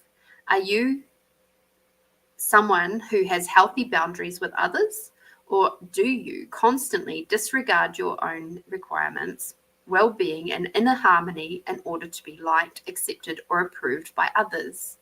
How often do you find yourself completely drained after trying to help or change another person without any consideration of what is healthy for you? Your body's vitality, as well as the state of your inner life, depends on your ability to tune into your inner cycles and learn what uplifts you and what behavior leaves you drained and gasping for some kind of self-regard. Again, look at your patterns. Okay, so this one's asking you for some pretty deep reflection right now. Look at those patterns, look at those behaviors. And this is also tied into the previous card of looking at the ancestral stuff too. Where have you had lack of boundaries with your family? Either the ones you've birthed or the ones who gave birth to you, directly or indirectly. Where are you allowing your family stuff to be just like really floppy and lax? Where can there be some, better boundaries for yourself, where you're like feel uplifted and supported and like all those lovely things, instead of feeling drained and exhausted? And sometimes that happens from that space of going, I really can't do this with you guys right now. I require some rest. It's mummy time. Or it's just Edwina time. So instead of being on the go, go, go, go, go, slow down, rest. Because there's going to come a point where your body is going to not just be little niggles here and there. Your body is going to start fucking screaming at you to slow down, and it will create illnesses and dis-ease in your body so that you will slow down. And when illnesses and dis-ease pop up, that's a really, really, really big sign that you haven't had boundaries. So this is basically your team saying, please protect yourself from having all of that. We wish for you to have a nice, easy time. And it may not be always easy. It might be just easeful, but we wish for you to have enough energy to cope with all of the things that come up. And sometimes that requires you to ask for help from others. Okay? To open your waha, open your mouth. And sometimes to actually acknowledge our boundaries, we have to know where they are reaching before we get there. Question for you. You don't have to answer this into the chat. But something for you to ponder while you're looking at your ancestral stuff is, what were the boundaries that your mum had with you and your siblings? What were her boundaries? Did she have any boundaries? And have a look at that. Like, there's one client that we do have that she's amazing, but she also likes having a male cleaner. And the reason for it isn't what you would think. She likes having a male cleaner because she likes for him to pull the drawer, like these plastic bins that are underneath the floating vanity, out and clean the bit of floor and across the wall underneath the cupboard. And she also likes him to get down and scrub the toe kick in the kitchen. And I said to her, I can do that for you. That's no big deal. She goes, oh, no. Oh, that's a man's job to do those sorts of things. So she has a boundary that basically means, as far as she's concerned, male cleaners, including her husband when he could do it, were the ones that had to get down on the floor like that and clean those really hard to reach spaces. And I'm just like, wow. To me, it was quite an interesting concept to think that there are, as far as cleaning a house goes, that there are men's jobs in cleaning a house. I'm like, wow, that's cool. I never would have thought about it before because I just do everything, right? And I imagine you're a bit the same. So have a look at where is something that could be a man's job in your world that you're choosing to do. Frequency is your card, your yummy card. So as we look at the frequency, what is the frequency of the energy that you're currently putting out? Is it in alignment, or is it out of alignment with who you truly are and who you truly be?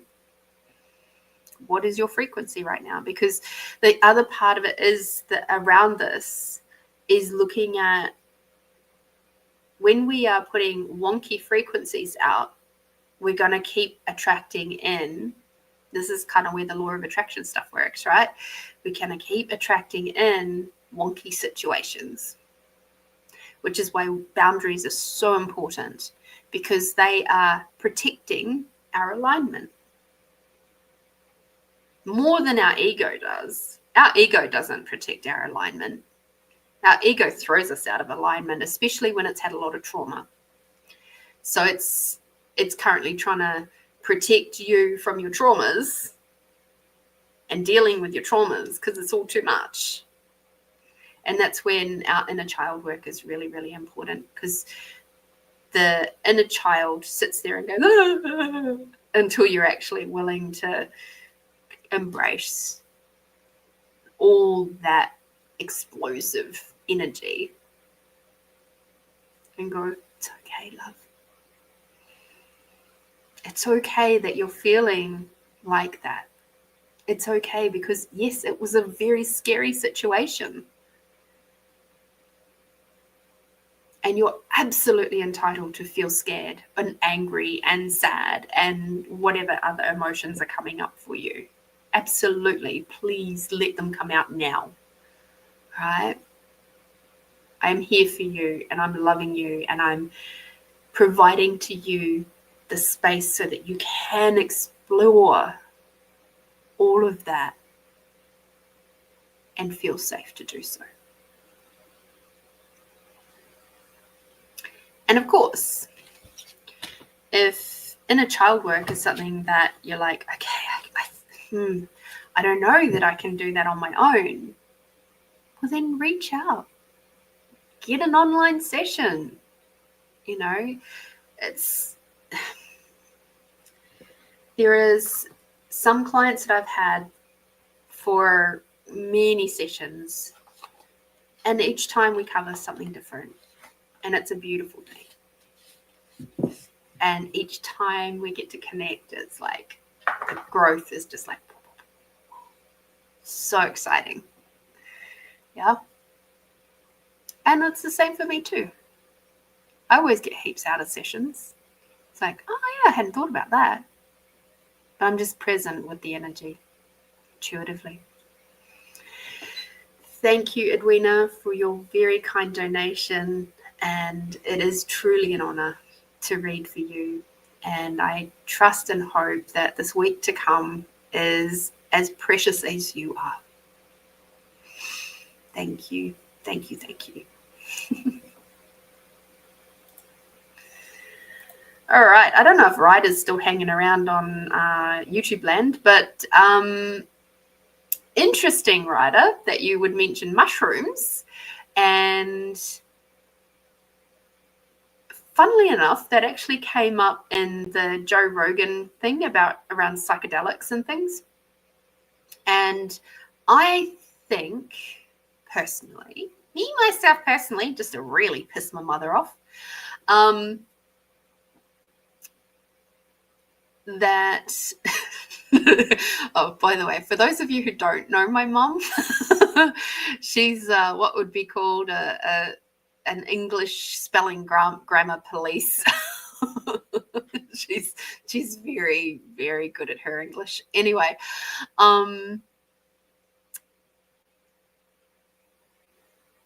psychedelics have their place, and I think some people really require them. However, it has to be done with the right kind of people. It has to be done as a sacred ceremony type thing. It has to be treated with respect. And the reason why I say that is with any psychedelic, mind-altering type thing, you have to have somebody who can guide you through your popcorn moments, your openings, your cracking open, your moment of just absolute release. You have to have somebody there holding space for you to ground you so that you can come to your other side of that experience safely. And the reason why I say that is that you could be creating more trauma if you have a bad experience and you don't have anybody or an appropriately trained person to support you through that and to help you to integrate what you have opened. So it's something that I believe, and this is just my belief. I know other people who are quite happy to do mushrooms and psychedelics and ayahuasca and stuff without necessarily having the training, and other plant medicines and frog medicine and all of that sort of stuff. I don't think that that's wise.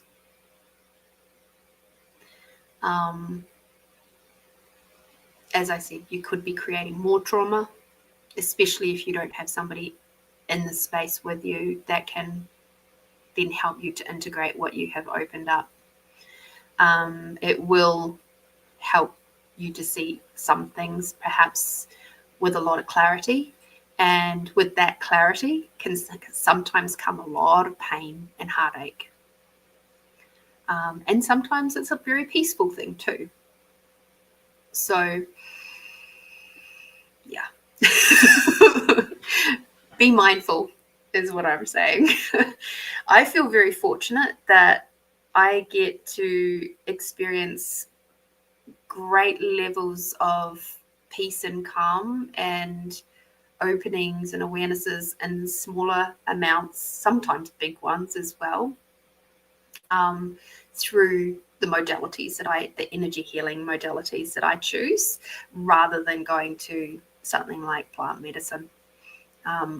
That's where I'm at. And I see that the psychedelic side of things has to be done wisely.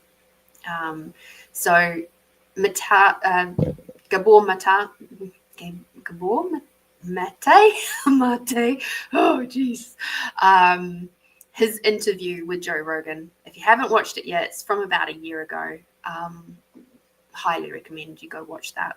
And they talk in depth about, at one point, about psychedelics and how wonderful they can be, but also there's some of the other parts where it's not so great, and how there are people out there that take advantage in those situations, and that can cause more trauma.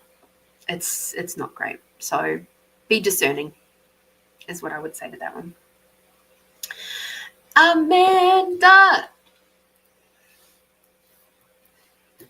I'm here for you. Where are you tuning in from, Ryder? I'm curious.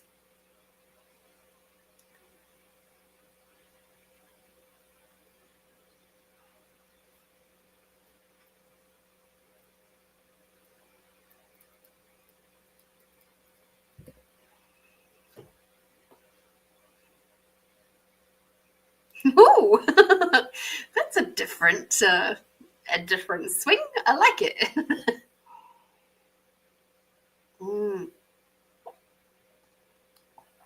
Licorice and peppermint tea is what I'm drinking today, in case anybody was curious. Let's see, what cards?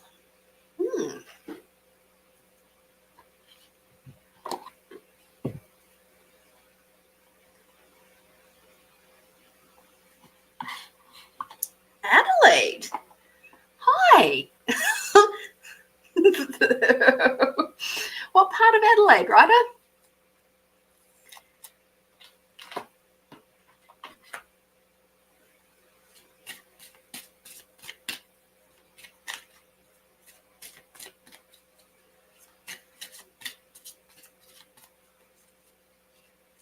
It's like, what do they say? Adelaide's so small, it's like, howdy, neighbour.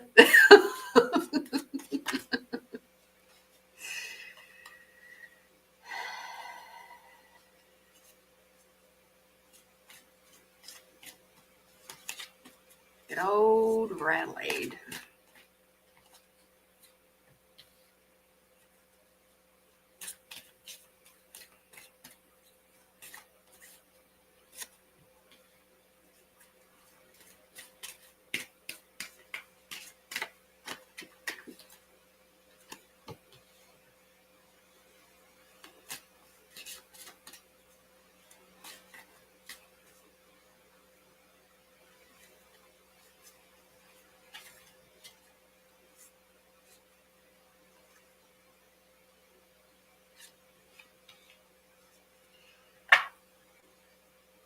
Oh, cool.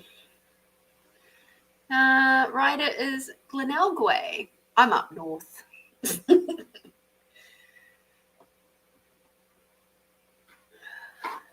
I get to take the expressway home.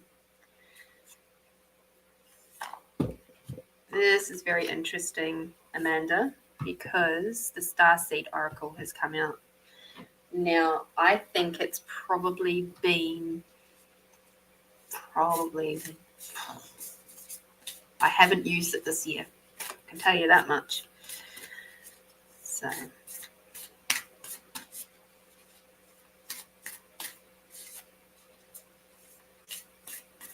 Ryder, have you managed to see any of the auroras that have popped up, given that you're down in Glenelg Way?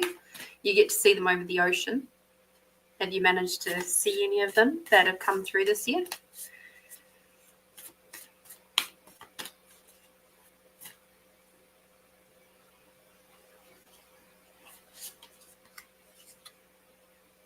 Yes.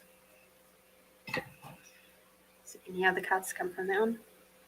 Nope. Okay, I'll read it last. Thank you. Okay, it's all right. We got it. Oh, really? You're a photographer. How exciting. I wonder if I've seen any of your work.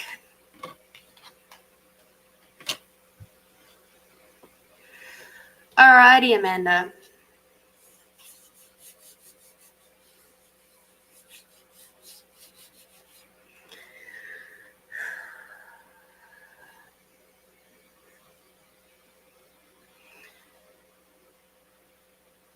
So I'm getting a lot of, interestingly, while I'm looking at this card, I'm actually getting solar plexus energy, which if I turn around, It's the yellow one, and I can't read it because it's yellow on white. But it's not the card that's in my hand. So the solar plexus energy is cropping up. So I'd be having a look at yellow for you, and looking at, I wonder if she has anything in here about solar plexus.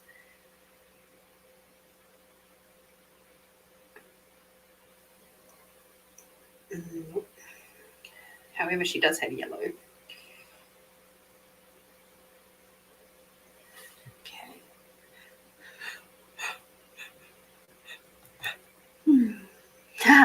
Yellow is the color of the intellect and is used for mental stimulation.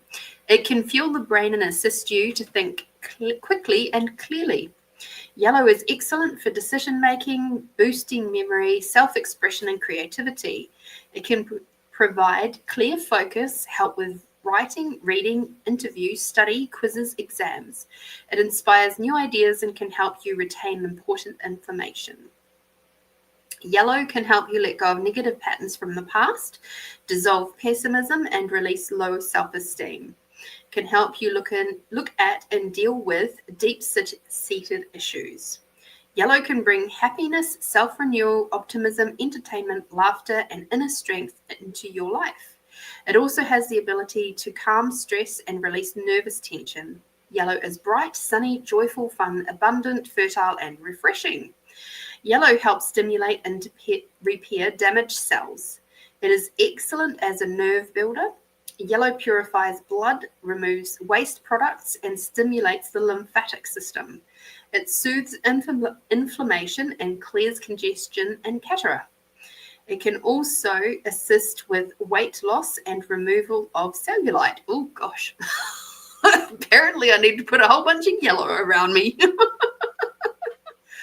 Yellow can help treat diabetes, arthritis, anorexia, eczema, paralysis, kidney problems, indigestion, liver problems, pancreas problems, gallbladder problems, hormone problems, spleen disorders, toxicity release, constipation, menopausal flushes, menstrual pain, ear problems, skin problems. Yellow is a great for cleansing the intestines and the liver. It helps to eliminate worms and parasites. A great way to take in yellow is through sunlight, flowers, and food. You must use yellow with caution. Too much can lead to overstimulation, exhaustion, and depression. So there we go. That's why I was being told yellow. Ear chakras is what I was actually holding. And notice messages that appear as sounds, music, words from both external sources and within your mind. These messages are real answers to your prayers. So this to me says, please continue to listen out to, oh, funnily, the bees. The bees have some messages for you. So when you're out and looking at the flowers and stuff, watch for the bees that are floating around, especially the native bees, and just see what messages they have intuitively coming to you. Ask them. They've got some messages for you. Write them down. Be willing to forgive. Ask the angels to clear your mind and body of past pain in exchange for peacefulness. Okay, so clearly you've been uncovering and releasing some pretty deep energies, and part of this process has got to be forgiveness. So what I'm hearing right now is to please bring in some Ho'oponopono into your practice, and that will help a lot with this process of releasing what is going on. Okay, and all the beautiful work that you've been doing. When I'm doing healing work, what happens and what has just been happening there is I get burps, and they originate in my heart area, not in my belly. And it's really odd, and it's like this big bubble that just goes it's like, oh. Sometimes I forget. to warn my clients. I try to remember. Doesn't always work. Amanda just said, I had just had a conversation about bees half an hour before watching you. So they've got messages for you. It's not just about you having conversations about them. They got messages for you. Books. Your life purpose involves writing, reading, editing, or selling spiritually based books. And that's pretty clear. They're asking you to keep going with what you're doing, keep creating, keep doing your writing. You are creating a book, and it will be released if you allow it to. And keep going with that. Keep taking your photos. Make little notes on your creations, your written work, about what image you would like with that. I get that will be something that will help you a lot later on down the track. Okay.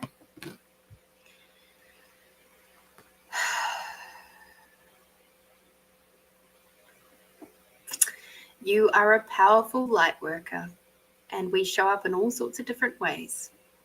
It's safe for you to be powerful. Your spiritual power brings great blessings and loving service to the divine.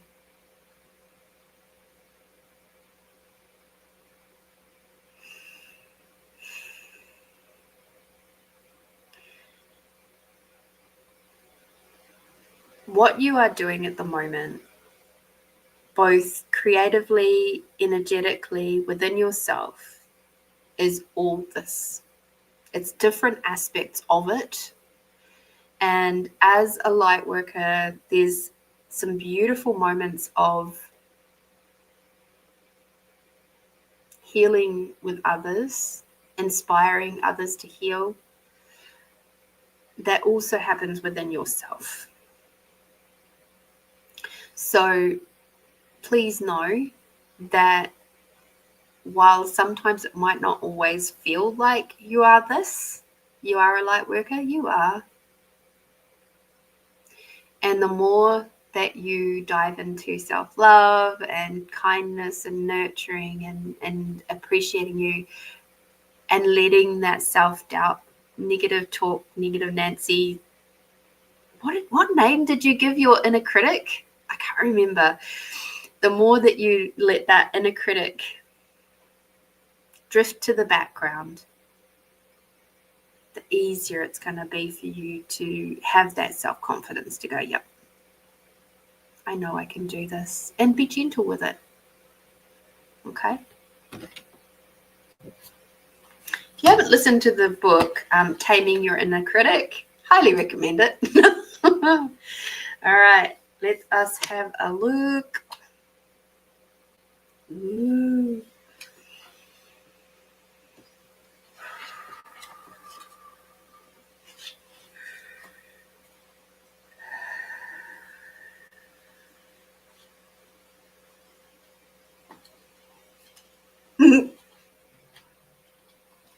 Yes, Miss Doughty McDoubt.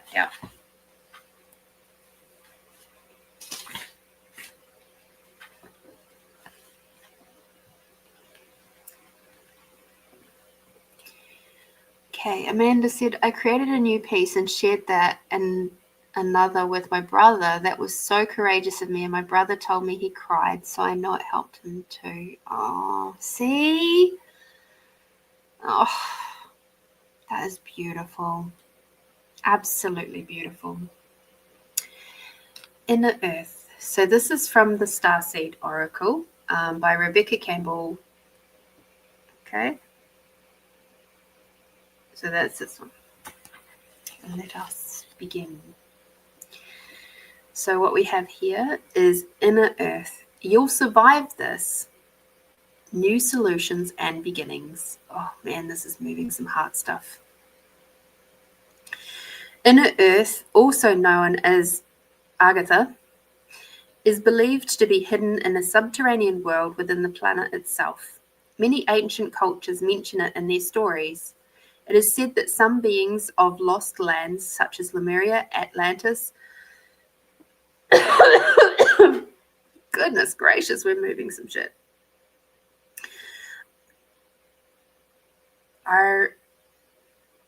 Aryavarta? I'm sorry for that one. Went there. Hindu and Celtic lore mention caves and entrances to underground worlds. Tibetan Buddhism refers to the secret mystical city, Shambhala, which is thought to be located in the Himalayas. Many have searched for inner earth in the physical world, but without success. So the mystery continues.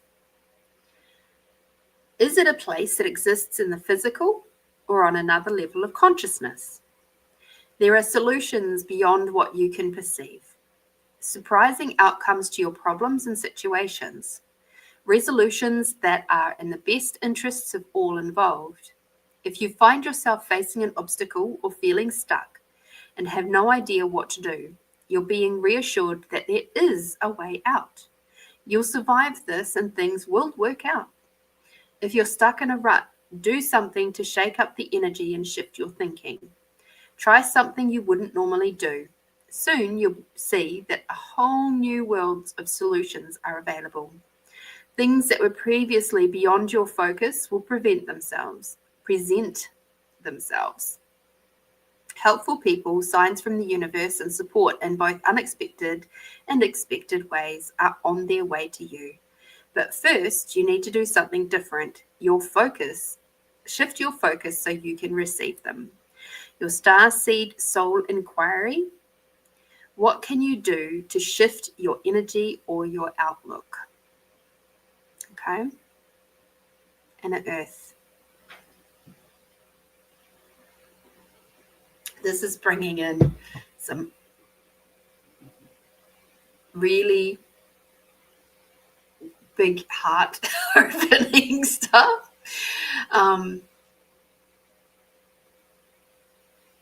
And it's good. It's all good stuff though. It's just, for those who don't know and are unaware, I am a kinesthetic healer. So I feel often what is going on for my clients through my body. I get messages that way quite often, and it's an interesting way to view life, and to be a healer. And sometimes stuff like that moves quite significant energy when it is coming up like that. So Amanda, I highly recommend that one of the things that was popping in my mind is when you feel stuck, go for a walk. Go touch some trees. Go touch some water. Go find the 4 elements if you can. Earth, fire, water, air. Try not to touch fire. It's not healthy for you. But you can do things like with just a candle, cigarette lighter, match, whatever. The sun is also another way to see fire. So just having the sun on your face, like with the yellow, we're looking at yellow again, it's also a way for you to be indulging in the 4 elements, which will then help you to continue to be in your 5th element, 5th and 6th.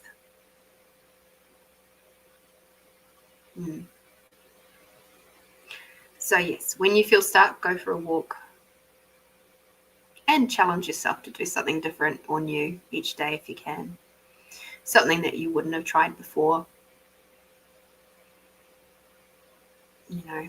If your lovely partner will let you, start learning how to back a trailer. Oh dear. And I'm not saying that you have to learn that. It's just I know that would be really challenging for me. So that would scare the living bejesus out of me. I get nervous as it is trying to get my work car out of curvy driveways. So, oh dear. So thank you, Amanda. Thank you again for a beautiful, generous donation. I am so grateful and honored to be able to read for you and connect in with your team and continue to share messages forward and potentially even do a little bit of energy healing, moving of energy, which is really cool too. So there are no boundaries. So thank you for your continued support, and I adore you.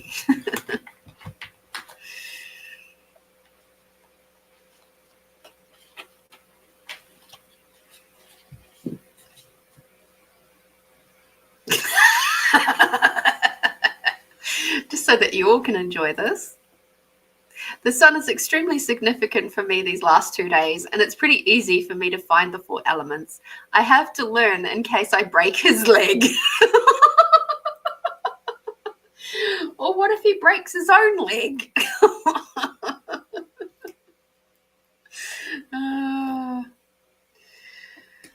Oh dear.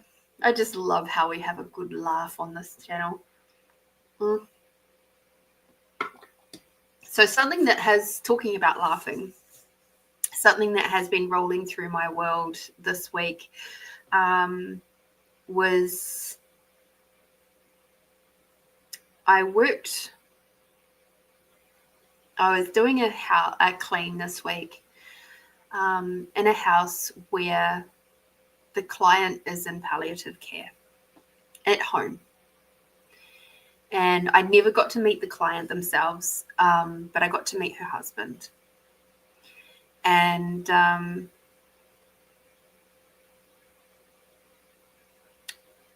I'm 47. She's 57. She is now 34 kilos, bedbound, incredibly angry. And she's so angry she stopped talking, mostly. And the reason why she's angry, can you guess? It's because her and her husband have worked so hard their entire lives. Well, like since they've been together. They're immigrants, you know, from Italy. And they have worked really incredibly hard. They've got a beautiful home for it. They've worked hard. They've got the rewards. However, this time was supposed to be for them to retire and to go and do the things. This is the husband's words, not mine. They were supposed to be off doing the things that they were really looking forward to doing together now. And she can't.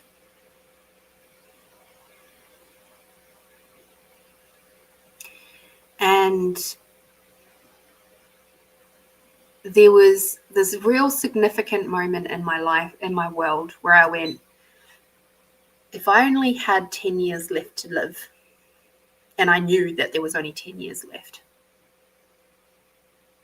what would I choose to do? How would I choose to show up? And I think it's a really pertinent question, given that we're in Lionsgate Portal, full moon, all the stuff that's happening around us right now. So I ask you that question too. If you knew you only had 10 years left to go, what would you do with that 10 years? How would you show up? And the other thing that had me kind of giggling and making one of my friends giggle is that I sent them a message saying, you know, I look at where I'm at, I look at the longevity of my mother's mother, my grandmother, and like she's 89, she still rides horses, she's freaking incredible. She's so super busy and active, and She kept working until she was 81, for God's sake. And she worked as a cook in a hospital kitchen. So it wasn't like she was doing light work. She was doing heavy stuff. And so to see these two very different things going on, I just sort of go, God, I'm grateful I'm alive. And I woke up and I said to my friend, you know what? I'm really happy I didn't die last night. It all sounds a bit morbid, I know, but I was just like, you know what? I'm happy I'm alive. I'm happy I get to experience these things, like this beautiful sunsets that we've had, a sunset today with the big full moon that's come up and the incredible sunrise. And I saw photos from so many different people. I think that might have been on Wednesday. This incredible sunrise, so bright, the oranges and the pinks. And I'm sure if Ryder's still floating around, they saw it too. Actually, I don't know if Ryder's a male or a female. So, and I'm sure they probably took photos. And in all honesty, if I only had 10 years left to live, I think I would just keep going with things like this. This podcast, feeling grateful, connecting with friends, and continuing to have experiences where I know I'm making the most of this time.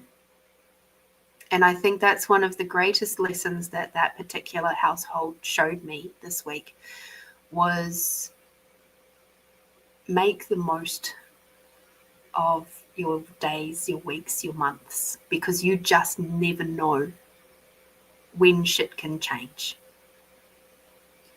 When I asked how long has she been like this, he said 2 months.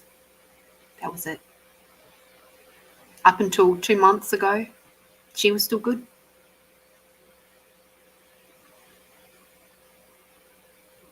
So you just never know.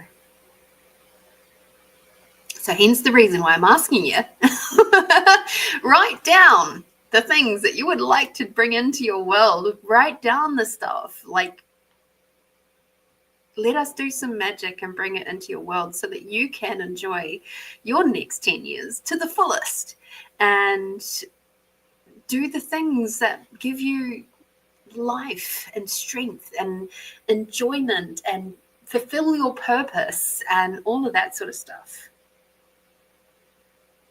You know? I think I have a fluff on my nose, which is why I keep reaching my nose like that. Also, I had a blood nose earlier tonight, so fun.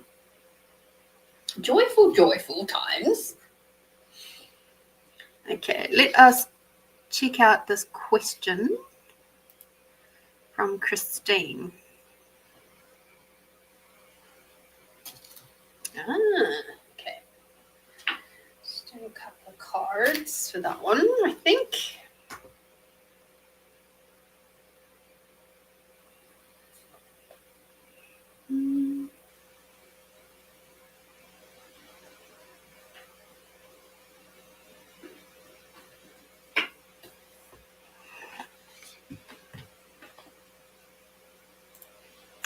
It is quite the sobering thought to think about, you know, what would happen if I only had 10 years to live. But the other thing is that my reality is that I have a lot more than that. And and I think it's because of all the energy healing and stuff that I have been doing over the years to release a lot of the anger and the pain and the resentment and the judgment and all the distraction stuff that keeps you stuck, you know, and making really big choices like trusting my gut as to who to let go out of my world. That's been some of the hardest moments, from friends to family to workplaces, partners. That's been some of the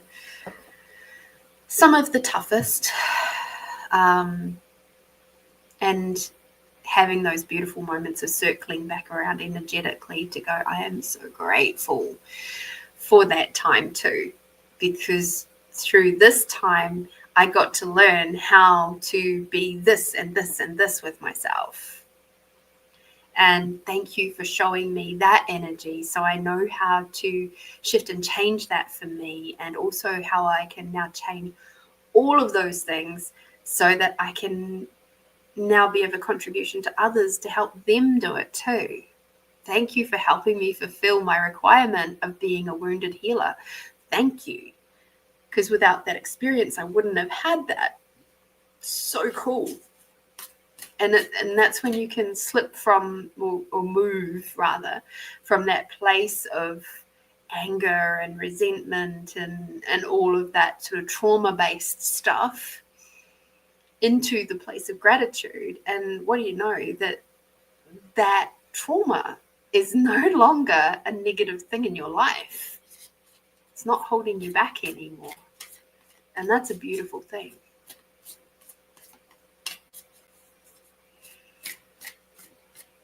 It's like I saw, and I think I actually shared it, there was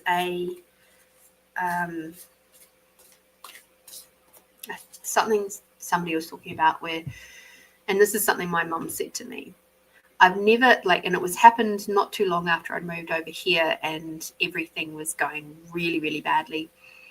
And my mother turned around to me and said, you know what, Lorene, I've never had to worry about you because I always knew that you'd figure it out. And I'm like, what? And watching these interviews today really helped me to comprehend why that didn't sit well with me. While she was trying to give me this compliment, the message that I was getting from her is that I will never hold space for you. I will never be your place to go to feel safe. Because that's not where I see my job for you. Because I don't need to be there for you in that role. So I won't be.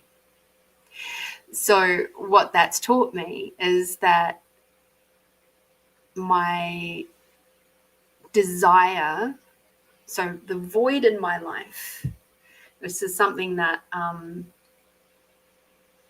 what's his name? Dr. John DeMartini talks about the values factor, and he talks about the voids. So where there's a void in your life, that's what you try to continue to fill. And what's happened for me is that I have then been actively trying to fulfill the level or that place of safety within my life external to myself. It's like trying to get somebody externally to me to provide safety. But the problem is that can't happen because internally I'm vibrating at a level of, or I'm out of alignment, however the fuck you want to call it. I am in a space where I am not, or haven't been up until, recently, I haven't been feeling safe within myself. There has been a level of tension in my world. There has been, I've been in survival mode my whole fucking life. And it's only because I'm now on this journey of going, okay, I'm now in a place where I can breathe. I can slow down. I can pause. And because of that, I've been able to find how to become safe within myself. And that's a beautiful thing. Oh, thank you, Ryder. Cuddle's always welcome in my world. And I mean, gosh, there's been so many good things that have come from my mum, including my looks. And you can see literally, if you were to put a photo of my mum at 47 and me at 47, you would see we look like completely different people. She looks so much older than me. And it's not because she's got kids and I don't. Like, that's not even a thing. She wears her trauma on her face. She's got deep, deep, deep frown lines and like deep lines on her face on the sides, and there's just like an aged look to her. She still looks good for her age, seriously, but it's like particularly these lines here have been embedded in there since forever. I don't ever remember a time with her without them. And her mum is not particularly kind, like cuddly or anything either. So that was my grandmother's trauma passed down, because her parents were not, they were definitely not cuddly or nurturing like that. They were from more of a hoity-toity, apparently, type section. So that trauma got passed down. The neglect, the emotional neglect, that was the trauma that got passed down from my grandmother to my mother to me. And I went, fuck that for a joke. I ain't dealing with that. No. Emotional neglect is not my jam. And that's why I chose to break that.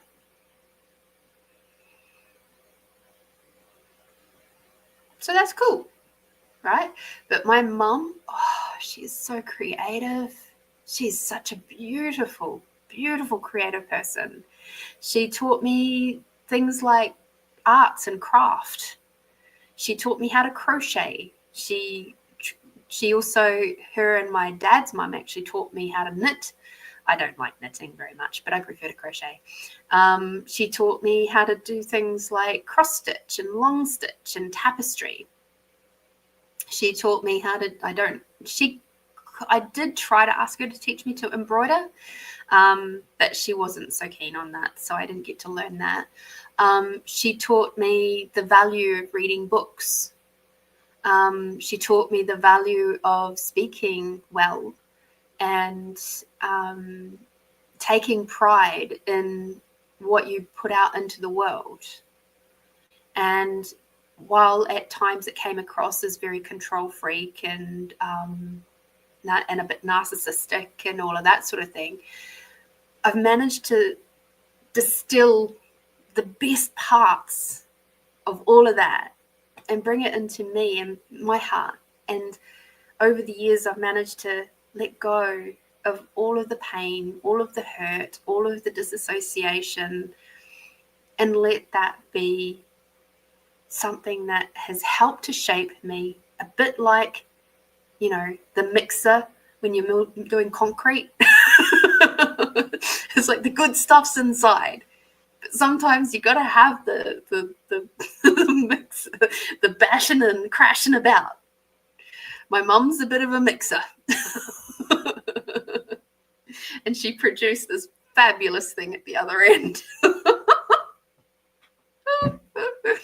Full of sparkle. And, she bless her sweet cotton socks, she had no fucking idea how to handle an empathic, sensitive, joyful bunny of a freaking daughter. She had no idea how to deal with that. So she did her best and gave me the stuff that she felt she could at the time. And it's helped me to be independent and tenacious, and that's why, like, when I talk about my survival mode stuff being things that have helped me and hindered me and created this glass ceiling, that's what I mean. It's like, while all this stuff is amazing, being independent and tenacious is wonderful, but not when you become hyper independent. So much so that it's really difficult for you to ask other people to help.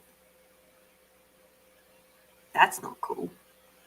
But that's where I went for a long time, because my mother and my dad was no longer in my life from the age of 9.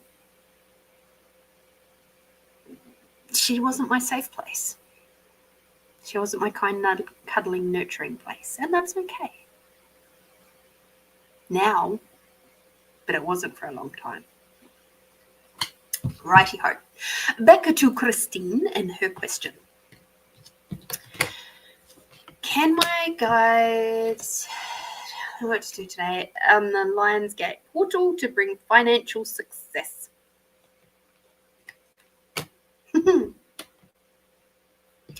All right, Christine. We have, I don't even know what cards I'm doing. The Secret Language of Your Soul cards. These ones by Ina Segal. God loves Mina Segal. All right, so the first card that we've got for you, my dear, is release inattention and move into fluidity. So as we have been talking a lot tonight, inattention happens when you are repressing a lot of anger and it's popping up as stress. Okay. Now, how do you release inattention? That's really interesting. Good night, Amanda. Hope you have a lovely week. That can be a really interesting thing to go through because it depends on who you are and what works best for you. I would recommend you do some like polyvagal practices, maybe have a look at investing in a program called Neurotoned. It has like a 30-day program that you have lifetime access to, and it will give you a bunch of different techniques and tools so that you can find out which ones will work best for you. Now, you might find that you have a lot of throat stuff being held back. Often when we have a lot of repressed anger, it'll affect the throat because it's the thing if you can't speak up and that sort of thing. It can also affect other areas of your body. So I would highly recommend you have a look at some of that somatic work. Okay, so to increase your finances, you're going to have to do some inner work and release work. Okay, you've got to get some of that tension out of your body because money will not come to you while you're so very, very uptight and stressed. Okay, for all the reasons that I've already talked about. The emotional system, the immune system mirroring each other, and the emotional system and money, cash, wealth, abundance, it all actually matches in with that too. So if your emotional system is whack out and it's like broken, well, not broken, but severely hindered, your finances will be too. Okay, so if you're not moving freely, your finances won't be moving freely either.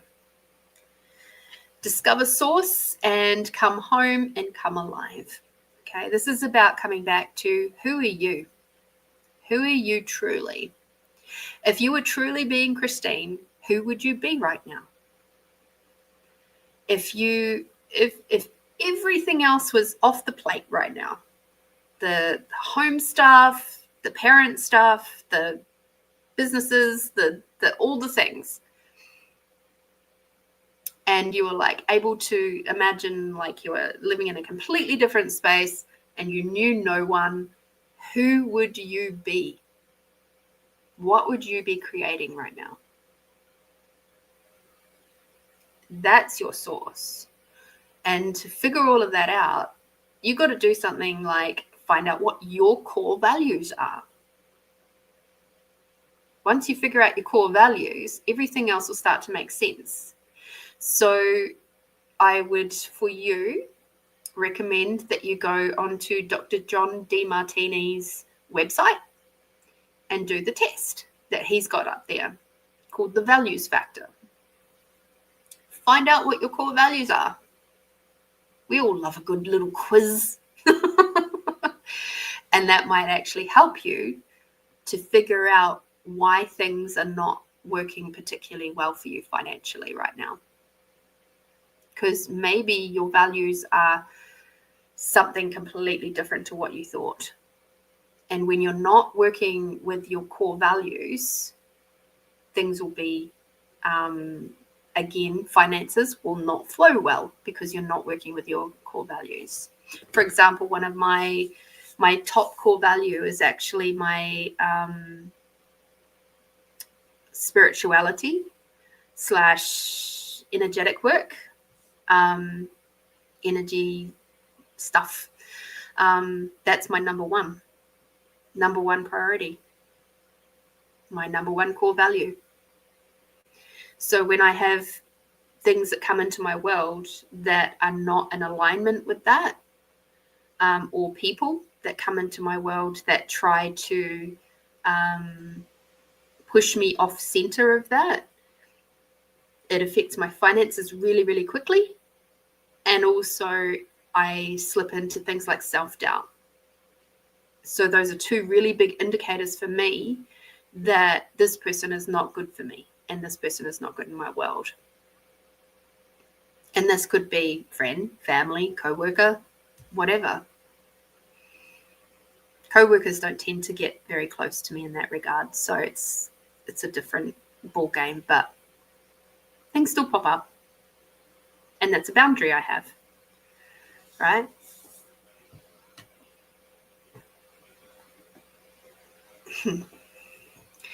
This one is embrace loving touch. Reach out and connect.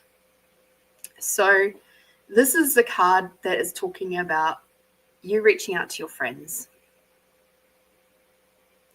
and reaching out to people who lift you up, reaching out to those who make you feel good to be alive. And sometimes this one could also be a gentle relaxation massage, which would help you to release your inner tension somewhat as well.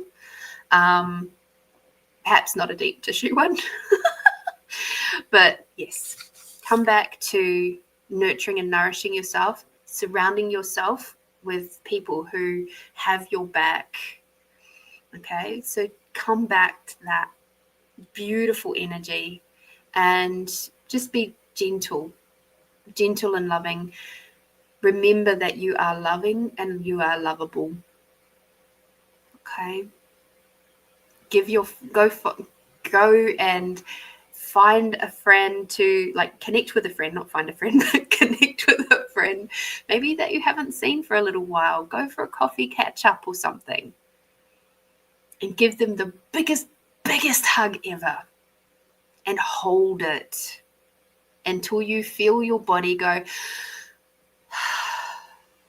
Perhaps give your friend a warning on that one. I just need a really big hug right now. Is that okay? Just in case they're not prepared for that, but find lots of hugs. Apparently we need like 15 in a day to make us feel good. So to keep us like tracking along at a really, really good pace. So there we go. That is what your team is telling me around your beautiful self for bringing your finances back into alignment for you. Essentially, it's a bit of an obtuse answer, but it doesn't surprise me. Because when we do things like the connection exercise, and I know that you've had sessions with me, so you know what the connection exercise looks like. And that one there is like, as you're asking this question, I can tell that the energy flows are not flowing particularly well, which is showing up as tension in your body, you know, because while the emotional and the spiritual and the immune system, they're all working in together. They're all just flowing. And if any one of them is a bit wobbly,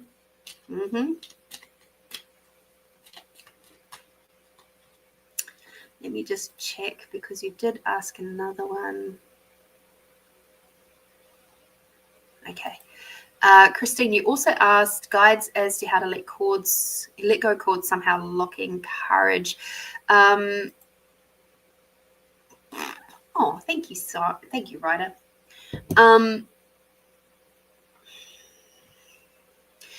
So cord cutting and root removal, that is a beautiful process that I do privately, you know, through an online session. Not something that I would do here. It's not the appropriate place for that. So Ina Segal actually talks about this a little bit in interviews and things. She said, you know, I wouldn't go around just cutting cords willy-nilly. And the reason for that is that when you just go around cutting cords willy-nilly without doing the other parts of the process, like we do with theta healing, it can create a lot of wonk in your world, and it can make the cords regrow, reattach between you and the person. And it's not a healthy thing to do without the full process. So certainly, if that's something that you would like to do, we can do that. And it sounds like you are at a point, Christine, where you're starting to acknowledge where perhaps some of this trauma is showing up in you as a lack of courage. And that's a beautiful thing. So well done on actually digging down around of that a little bit and figuring out where that is coming from. So well done. And also, just I won't be able to answer that one, and or do the process here. That's not something that I can do in this space. Okay. You want to know how to be back to this one, financial success? Your yummy card says joyous. You've got to find some fun in your life. You got to find some happy moments, because money follows joy. Money follows happiness, I should say. Happiness, joyousness, that sort of thing. I always have a bit of funny internal moment when I say joy, because joy is my grandmother's name. So yeah.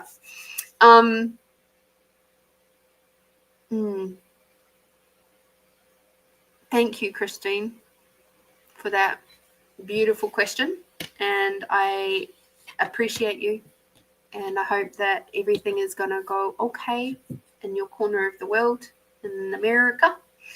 And yeah, it's time to be soft and gentle and nurturing. Okie dokie. You got this. Ryder, you've asked, what is a connection exercise? So the connection exercise is something that I created using some concepts from another modality that I used to play with quite heavily.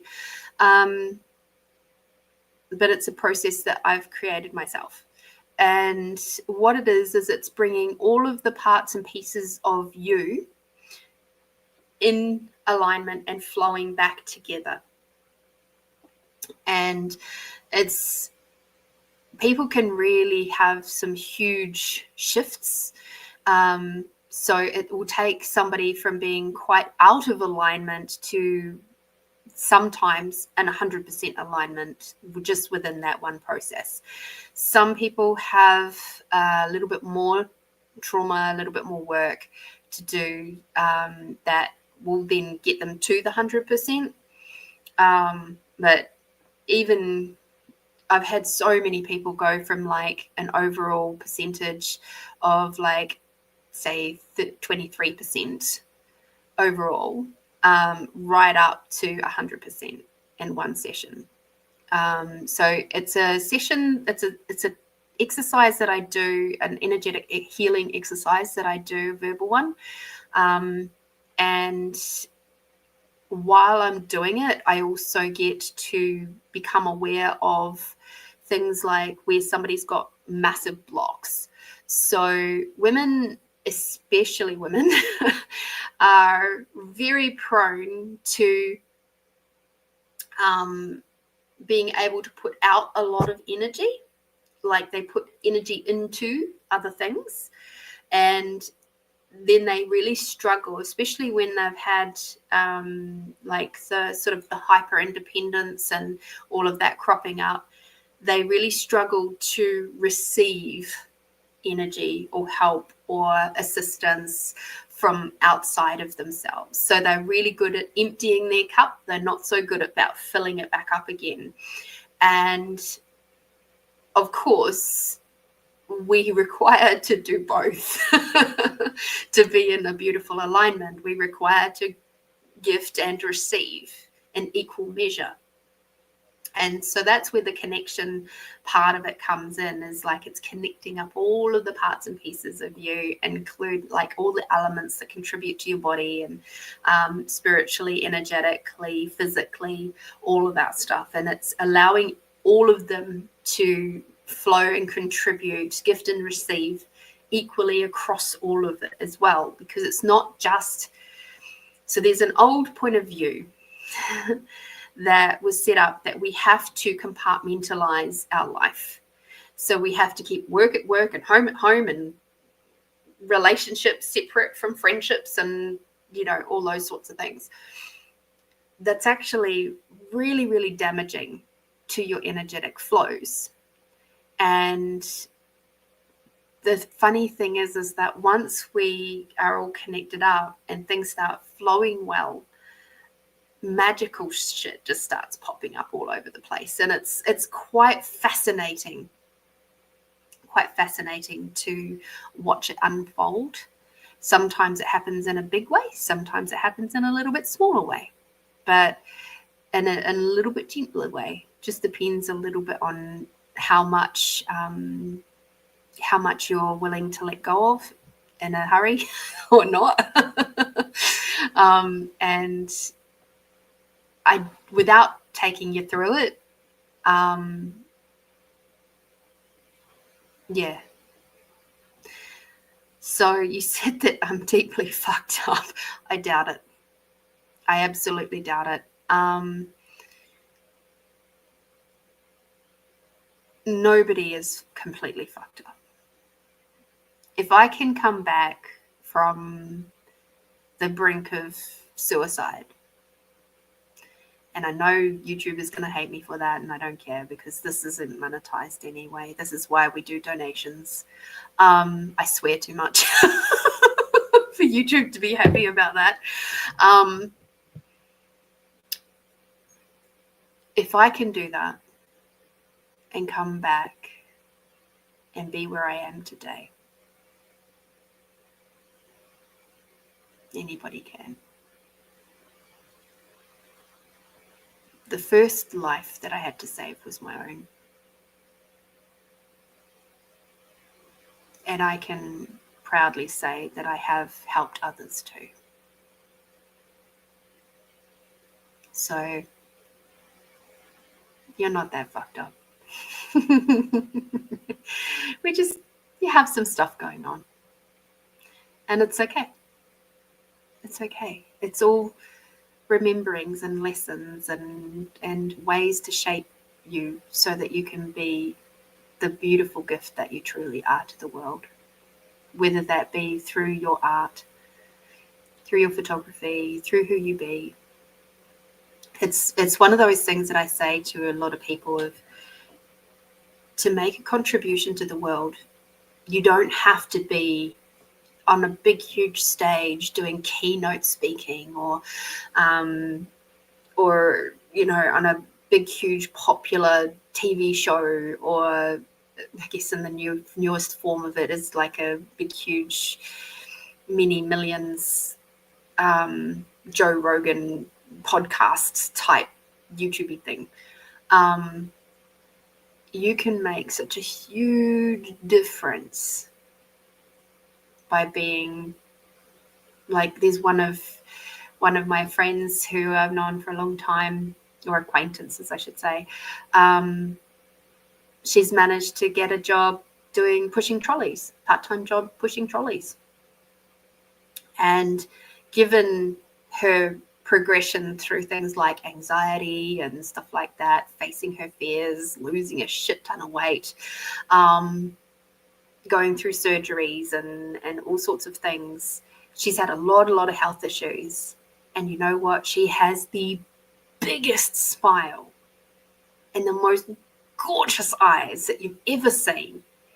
And the people, she was back at work this week after some extended time off, and she said there were so many people that were like, oh yay, the happy smiley lady's back. She's making people feel more joyous and having an impact in that way in people's worlds just by collecting trolleys. So that's what I'm saying. You just never know when you will actually be able to contribute and make somebody else's life just that little bit better by a simple thing like a smile, a thank you, a hello.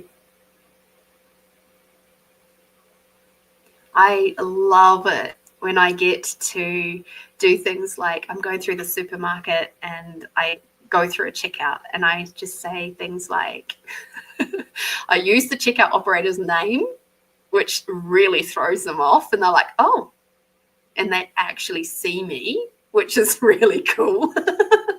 And then I'll thank them.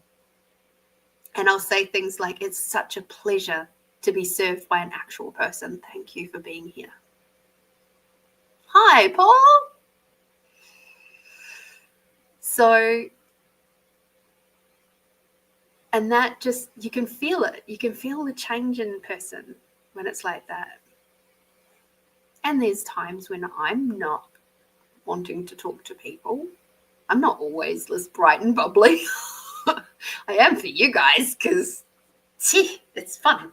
I love this place and space. It's a beautifully co-created space. So that's what I'm saying. You just never know. You never know when you will be, just by being you, being kind, a simple smile, a beautiful photograph, how that will change somebody's life and make them feel better. Even if it's just for that hour, that minute, that day, that week. Doesn't matter. It's all a contribution.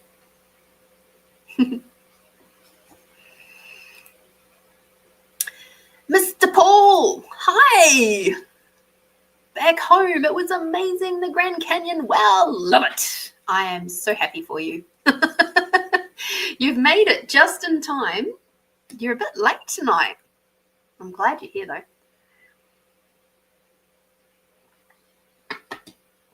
So, Ryder, what I would like, and for anybody else just joining in, we are going to be doing a meditation, a guided meditation soon. We'll just have a little conversation with Paul over there first. And so to give you a bit of time, Ryder, I would encourage you to write down the things that you would like to actualize, to bring into your world, from an energetic, thought process wise, how do I explain that better? It can be material things, but this portal, this Lionsgate portal, plus the full moon, plus all the planetary stuff that's going on right now, and all the earthquakes and the solar flares and all the things, they're all supporting us with a massive, massive shift in timelines and consciousness, and the collective consciousness is jumping. And it's a beautiful thing. It was about 5-ish years ago that this happened last. So every time we have a big shift like this, it gets lighter and lighter and easier for those of us who have been doing the work for a long time. So write down what sort of things, what elements that you would like to bring into your world, because all of the energy that's around us right now is very, very potent and powerful, which is why we have to be very mindful of the things that we say, especially about ourselves, because our body doesn't know the difference between when we're joking and when we are being serious. Okay, so for example, you might wish to bring in, I don't know, a way to make your photography your main thing. I don't know. Whatever you are desiring to bring in,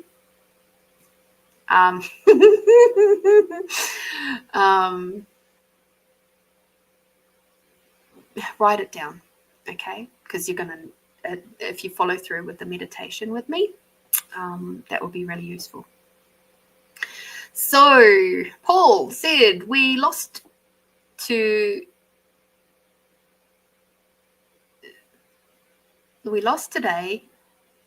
3 years ago, Olivia Newton-John, my favorite singer in the world, hopelessly devoted to you.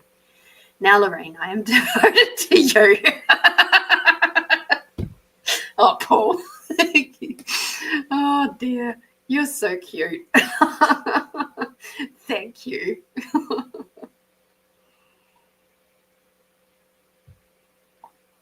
3 years ago, was it? Wow.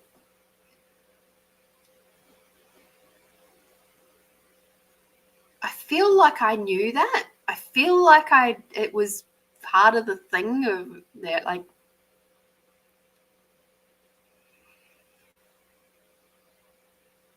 "3 years ago today." Wow. How interesting.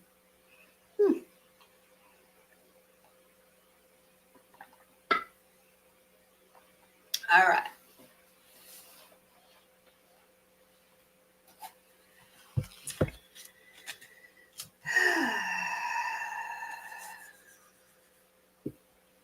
Oh, this energy is big.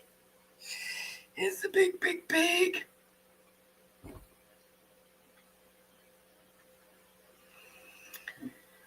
All right. Time does go by really, really fast. I can hardly even believe we're in the 8th months now.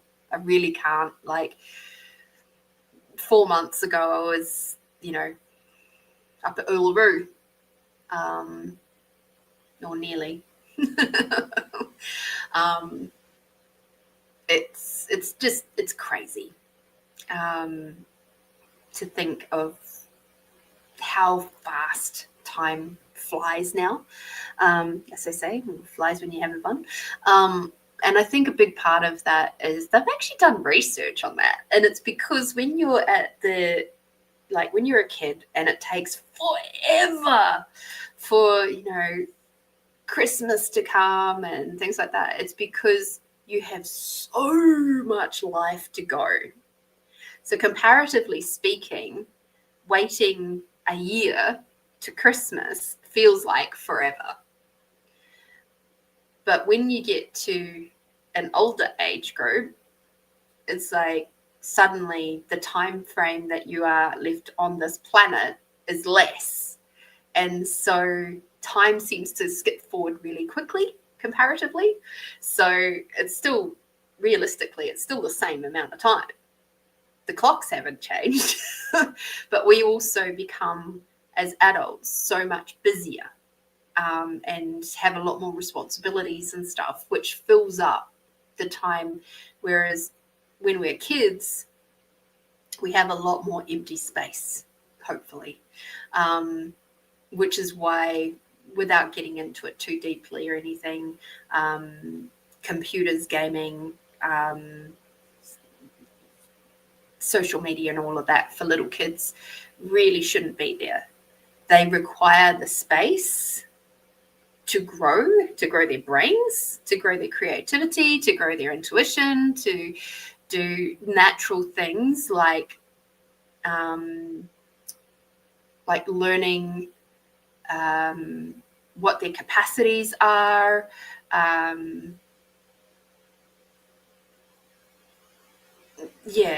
There's the risk management is the word that I was trying to find. Kids can't figure any of that out while they're stuck on a phone or on an iPad or a gaming station. They can't know any of that. They can't build interpersonal relationships while they're stuck on those devices. And it's interesting, isn't it? So yes, kids require space. They require space from having everything organized for them too. They need to be bored sometimes so that they can actually start using their brains and developing their brains.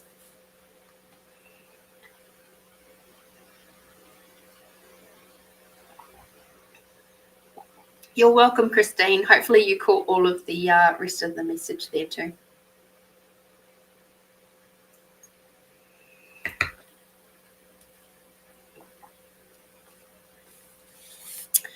All right, so my beautiful people, let us jump into lovely meditation. I'm really looking forward to this one. It has been brewing all day. And it's just like, this is going to be a good one.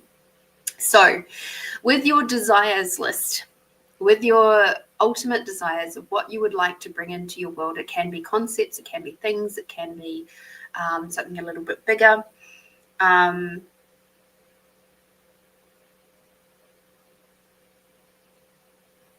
So, for example, part of mine, I'm not going to read the whole thing because it's quite long, is that I open my heart to welcome in and integrate my true purpose of bringing peace and ease into my life and others at all times. So that's a concept. It is my purpose. And that one little sentence brings in a lot of other elements, such as boundary setting, such as me being willing to be the firm but fair leader that I am required to be at times, about being able to discuss those hard topics in a kind and nurturing way. And all of that is to say that sometimes we have to, you know, that good old-fashioned song, sometimes it's cruel to be kind.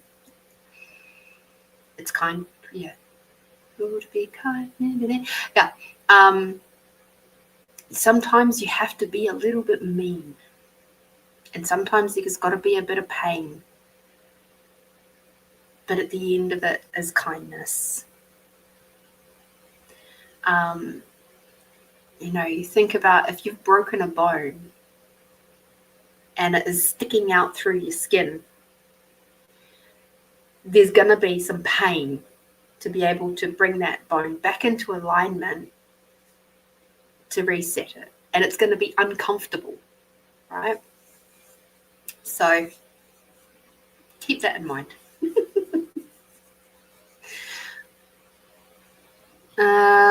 just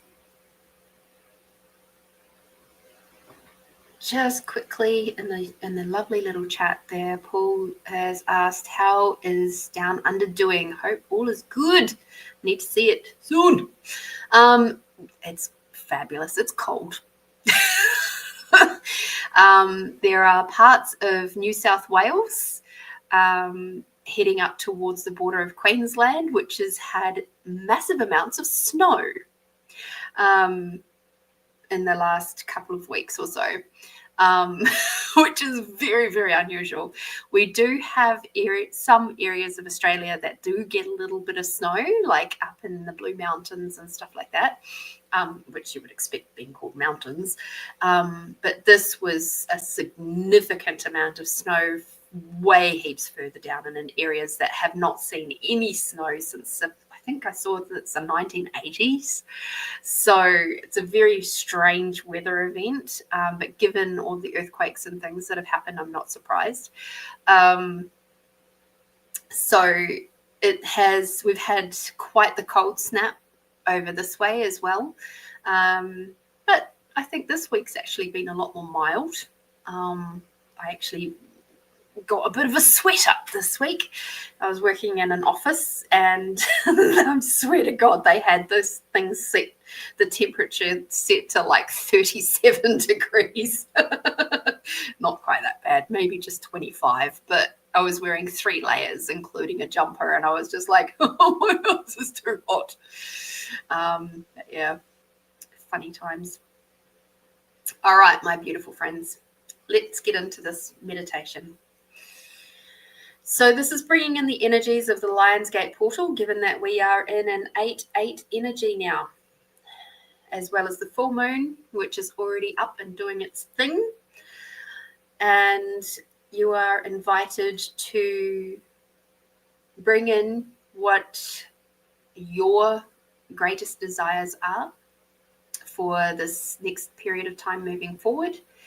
And I highly recommend thinking about things from a very uplifting, positive, enlightened point of view. So when I do the meditation, you will get that moment to bring in your concept of what you would like to bring in, your asks, your commands, and I'll give that a little bit of a moment.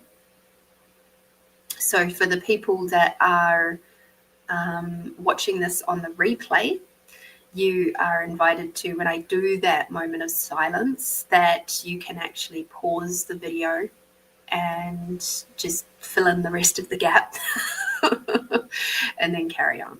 Okay? So right now, get comfy, close your eyes, take a big deep breath in, all the way down to the bottom of your belly.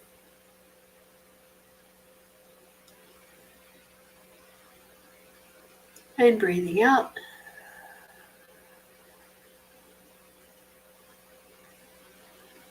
Breathing in, bringing Mother Earth energy all the way out through your body.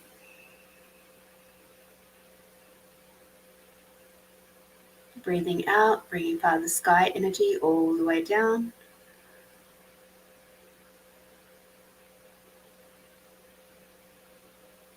Breathing in, bringing Mother Earth and the unconditional love all the way up.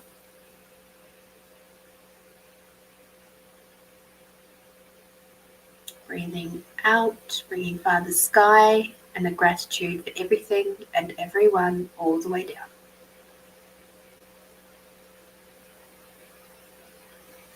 That's the centering. Just to remind you of where you are in your body. Allowing your body to calm, allowing your brain and your mind to remember how to be not pumping out cortisol, and to bring in some nice calming dopamine.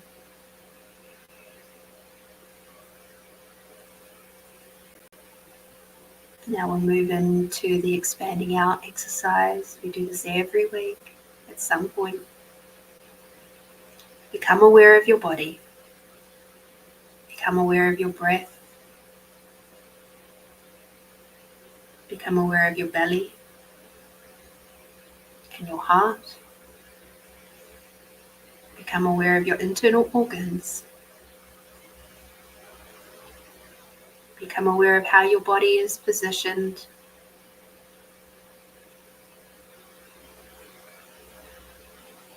Microscopically, have a look and see your cells. And go even further to see your molecules. Go even further to see the atomic level, where you can see the protons and the neutrons zooming around the nuclei.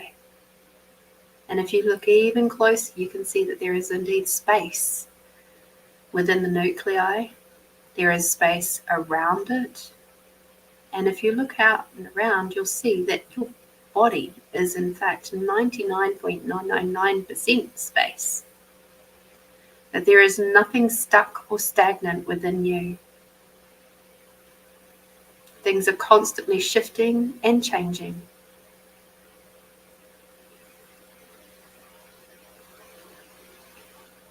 It takes a moment of a thought, and suddenly the energy is moving, which then makes the molecules move. Expanding out your awareness into a big bubble with you in the center,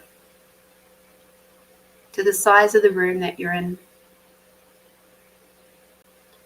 Expanding out your awareness, bigger than the building that you're in, up into the sky, down into the earth.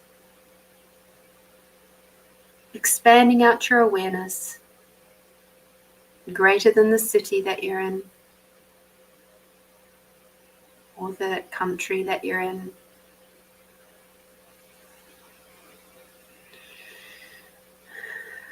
Expanding out your awareness, greater than the planet.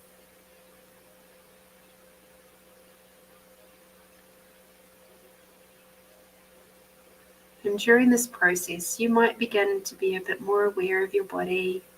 You might begin to be aware of tension in your head, around your forehead or your eyebrows. That's all very normal. Don't worry, it will get better. That will ease. Expanding out your awareness, greater than the solar system. Taking a moment to see how all those beautiful planets are slowly coming into alignment. Got a couple more days and then they'll be in alignment. Those 6 planets, so exciting.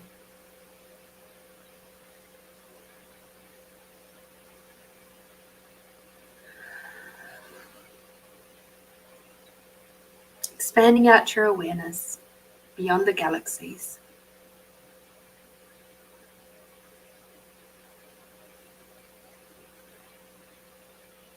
And now expanding out your awareness beyond the universes.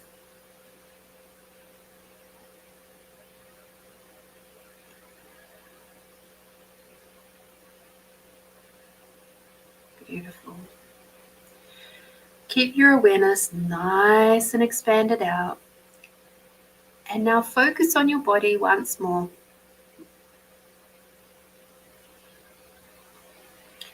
Now you're going to grab your sense of allowance.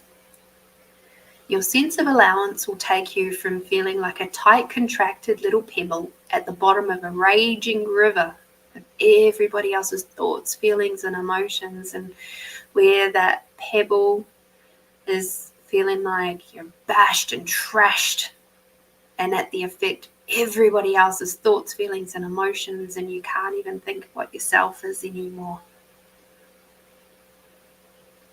And it turns you into being like a nice, fluffy cloud where you get to observe that raging river and see it for exactly what it is. It's just energy. It's not good nor bad, and it's not trying to get you. And this is why we expand out our allowance to be greater than our awareness. So expanding out your allowance in a big bubble all around you. This is your ability to perceive, know, be, and receive. All the elements, all the energies with no point of view. So you can be like that lovely big fluffy cloud and make the conscious choice whether to contribute to that raging river of thoughts, feelings, and emotions, or just float on by and just let it go. Let it flow. Expanding out your allowance in the big bubble all around you, up into the sky, down into the earth. Make it as big as the country that you're on, big as the planet.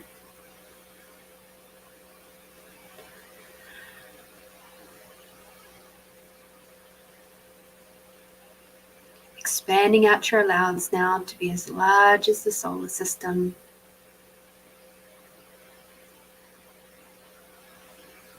Greater than the galaxies.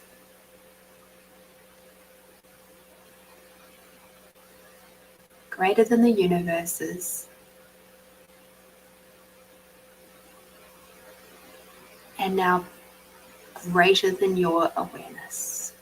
Taking a big deep breath in. And out. Just allow your body to completely relax.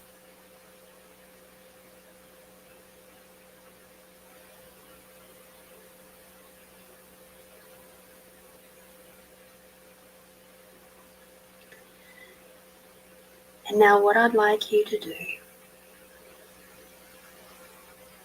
is to imagine that you are in a safe place. In a place that brings you joy and happiness, where you feel loved and nurtured. For those of you who know Theta, it might be the 7th plane of Theta. It might be somewhere completely different, an ethereal place, a place you've made up in your mind. Or it could be something, a place that you have in real life. It doesn't matter. Wherever that safe place is for you, where you feel your breath and your calm and you're feeling calm within.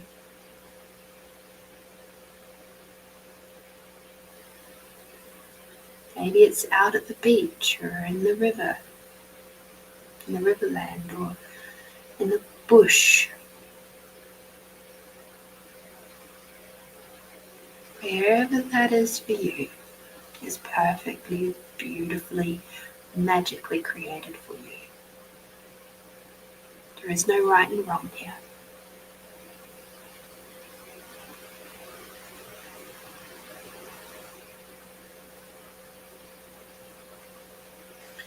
And I'd like you to imagine within this beautiful, safe place that you are,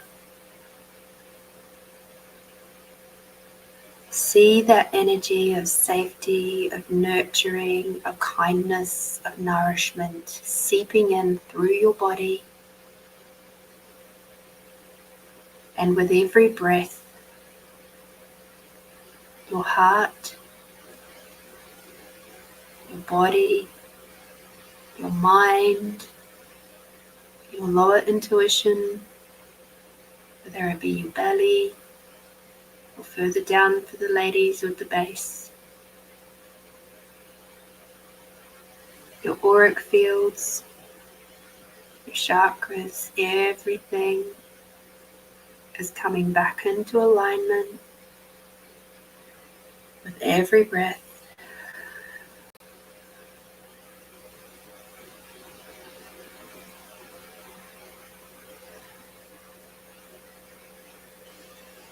from this Lion's Gate portal, enlightened by the full moon, it is commanded that this level of alignment within remain your truth to this level or greater,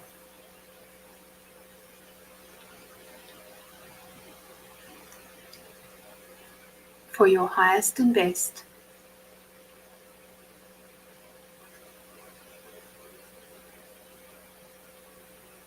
for the rest of your life.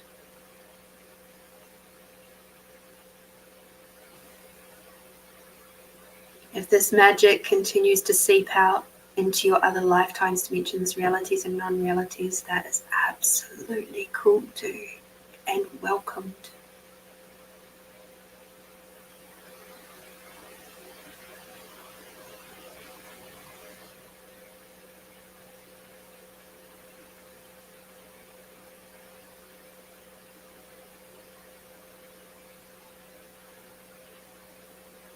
I'd now like you to imagine that there is a intricate scroll.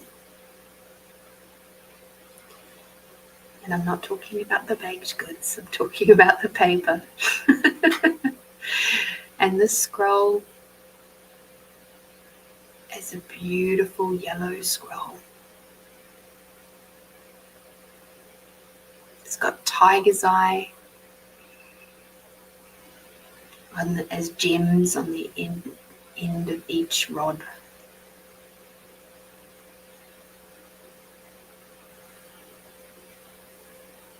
And as you open the scroll,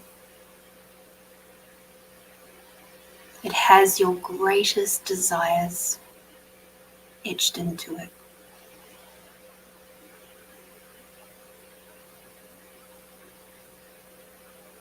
And every word is very well thought out, carefully curated just for you. As if it has been written by your higher self,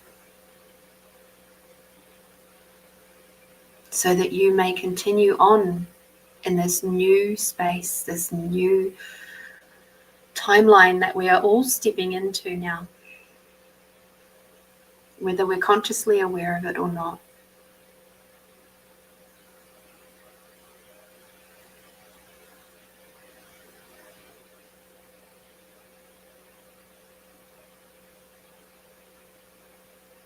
And you see at the top of the scroll, it says, this Lion Gate portal, enlightened by the moon, it is commanded that. And now from there will flow the words, the desires, the aspects that you wish to bring forward into this next timeline, into your days moving forward from here. What you wish to create and generate, receive,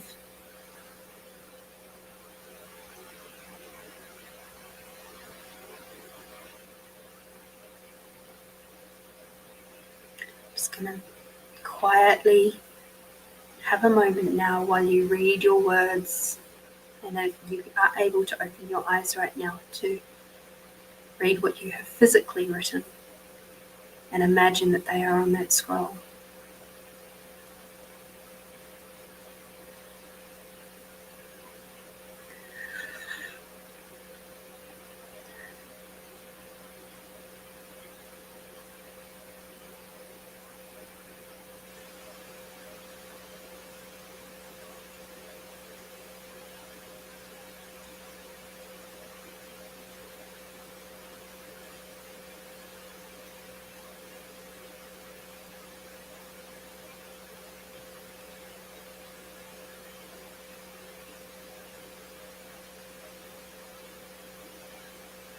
And right at the bottom, underneath all of your desires,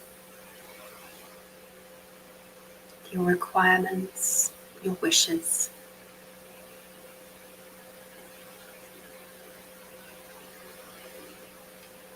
you see there is a quill now, magical quill in your hand, ready and waiting for you. And with this quill, you write, thank you, thank you, thank you.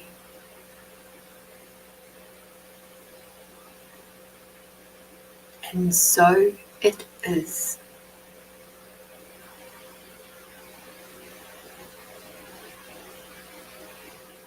And sign it with your name.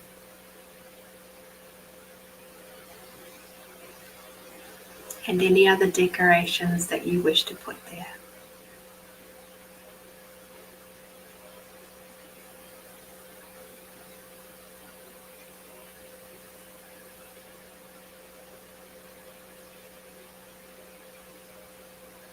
You roll the scroll up, and a ribbon appears in your hand. You tie the ribbon with the most kindest, caring and nurturing, as if this is the most precious object in your world right now. You are holding the ribbon, the scroll, with absolute great reverence. And the bow is tied now in a lovely, beautiful, beautiful bow. That ribbon has been tied around the scroll. You bring the scroll to your heart, and as you do so, the magic from your fingers, the magic from your heart, the magic from your mind, from your intuitive centers, from your chakras, your entire being,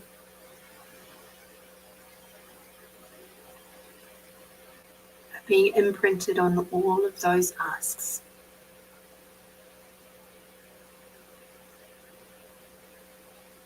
Those desires, those requests.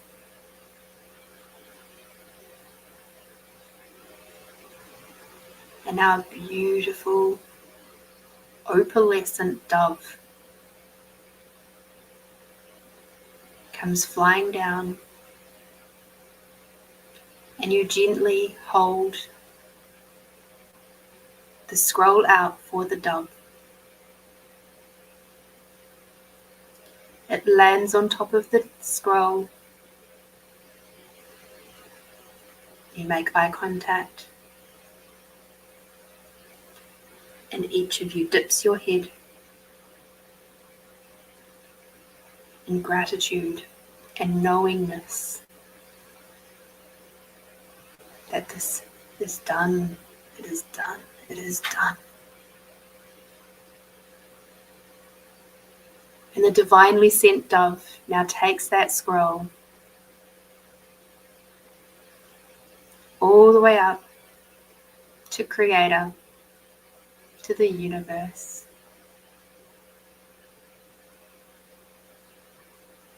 So that your desires and your wishes and your requests can now begin to be worked upon so that you may receive them.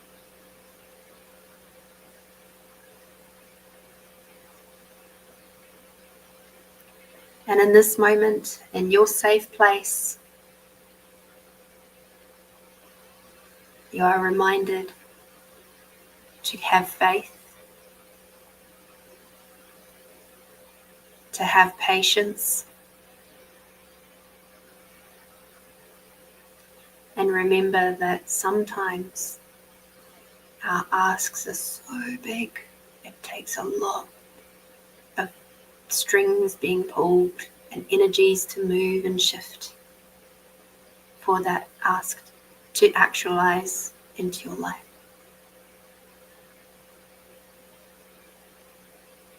bring you into alignment so that you can actually receive it.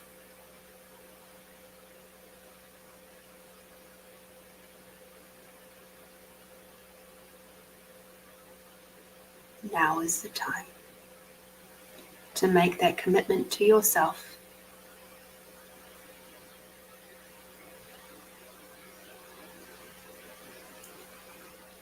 While you're in this safe place, we're going to ask for the Archangel Metatron to come in.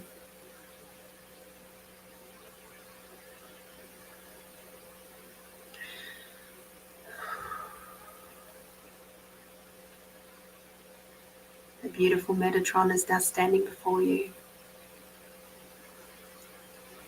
And he has his flaming sword.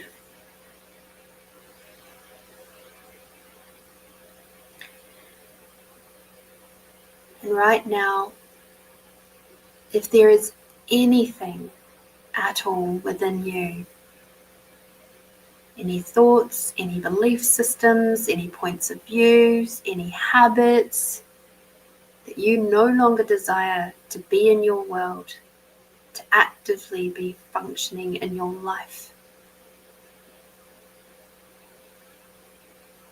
now is the time to give those to Metatron.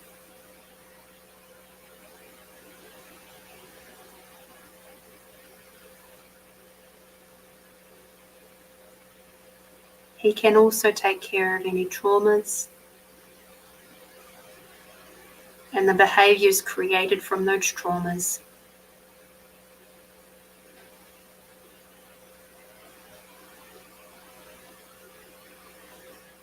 Any self-doubt, any lack of worthiness,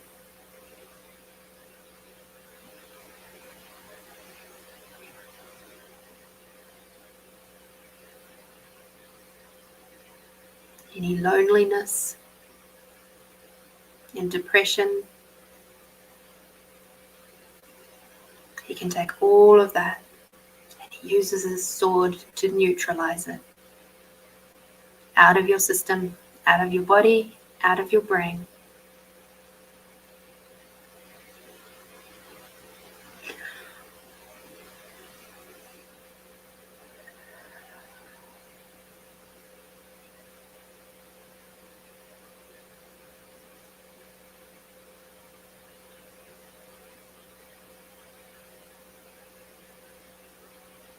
And now Metatron changes into their softer, gentler, nourishing form. The pale purples and blues.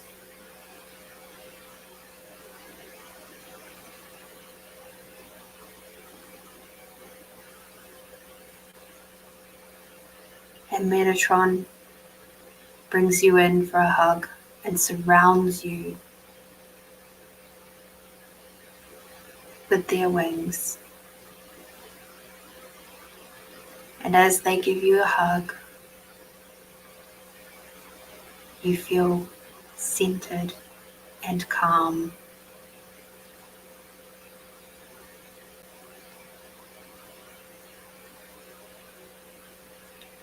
And in this moment, Metatron is going to imbue you with an esoteric symbol. The symbol may float over your head, it may land in your heart or on your hand. Wherever this esoteric symbol lands, you'll see it now. Please take note of that.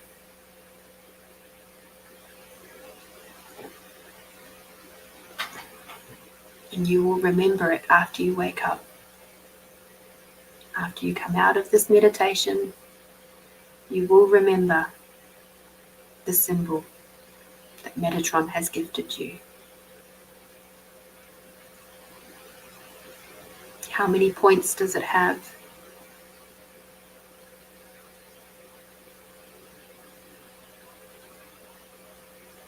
you will know. You feel the unconditional love from Metatron flowing all around and through you.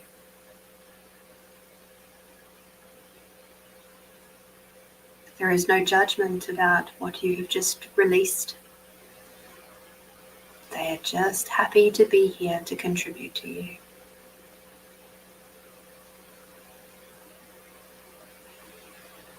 And as Metatron now gently releases you, you feel loved from the top of your head to the tips of your toes and your fingertips. Inside and out, you feel a smile across your face. You feel your body has released the tension that was there. Your heart is lighter now. Your breath is calm and relaxed.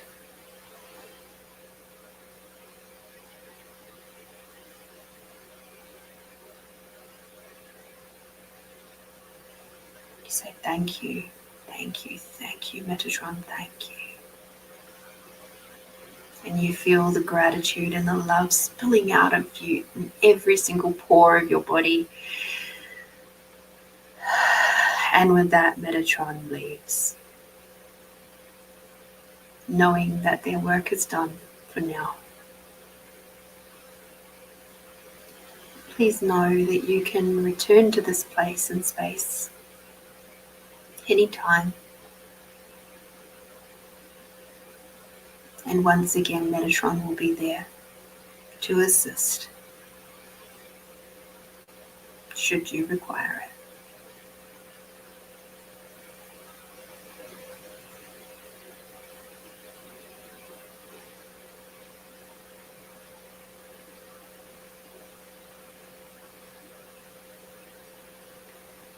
And now as you embody your safe place within you, your now physical body, so you can continue to feel safe within. Now imagine that you're standing underneath a big, beautiful crystalline waterfall, and the water is flowing over and through your body and just washing away any other little fragments of energy which are asking to leave now, are ready to go. And now stepping out onto a big warm river rock. And you feel Mother Earth underneath your feet.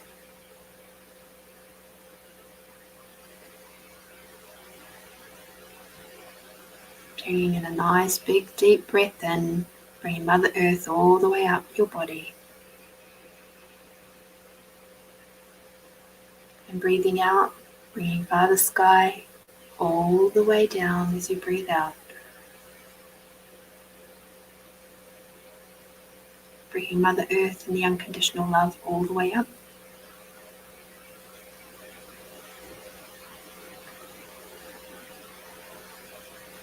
And bringing Father Sky and the gratitude for everything and everyone all the way down. I'd like you now to wrap your arms around yourself and give yourself a nice big hug.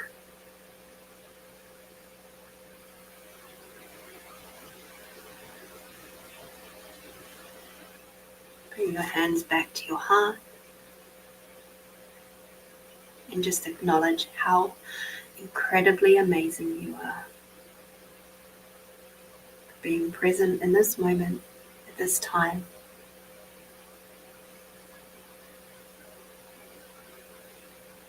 It's a very profound thing that you have just done.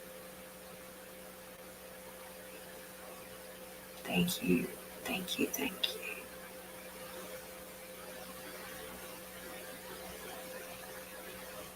When you're ready, open your eyes.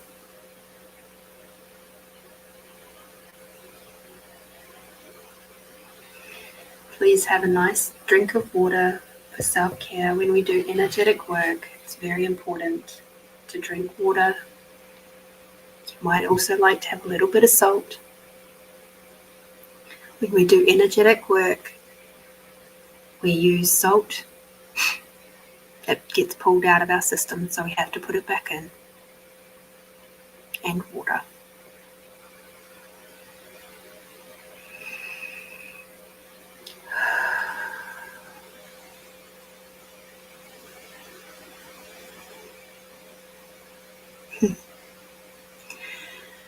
I hope you enjoyed that one. I certainly did.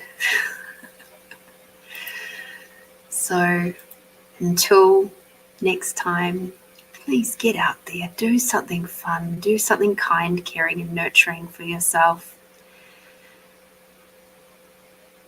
Be gentle, and just know that if you're feeling a little wonky, it's not surprising because of all the energies and stuff that are shifting and changing right now. So just come back to compassion, come back to kindness. Be bold. Be brave. Be you, my beautiful friend. And I'll see you next week. Bye.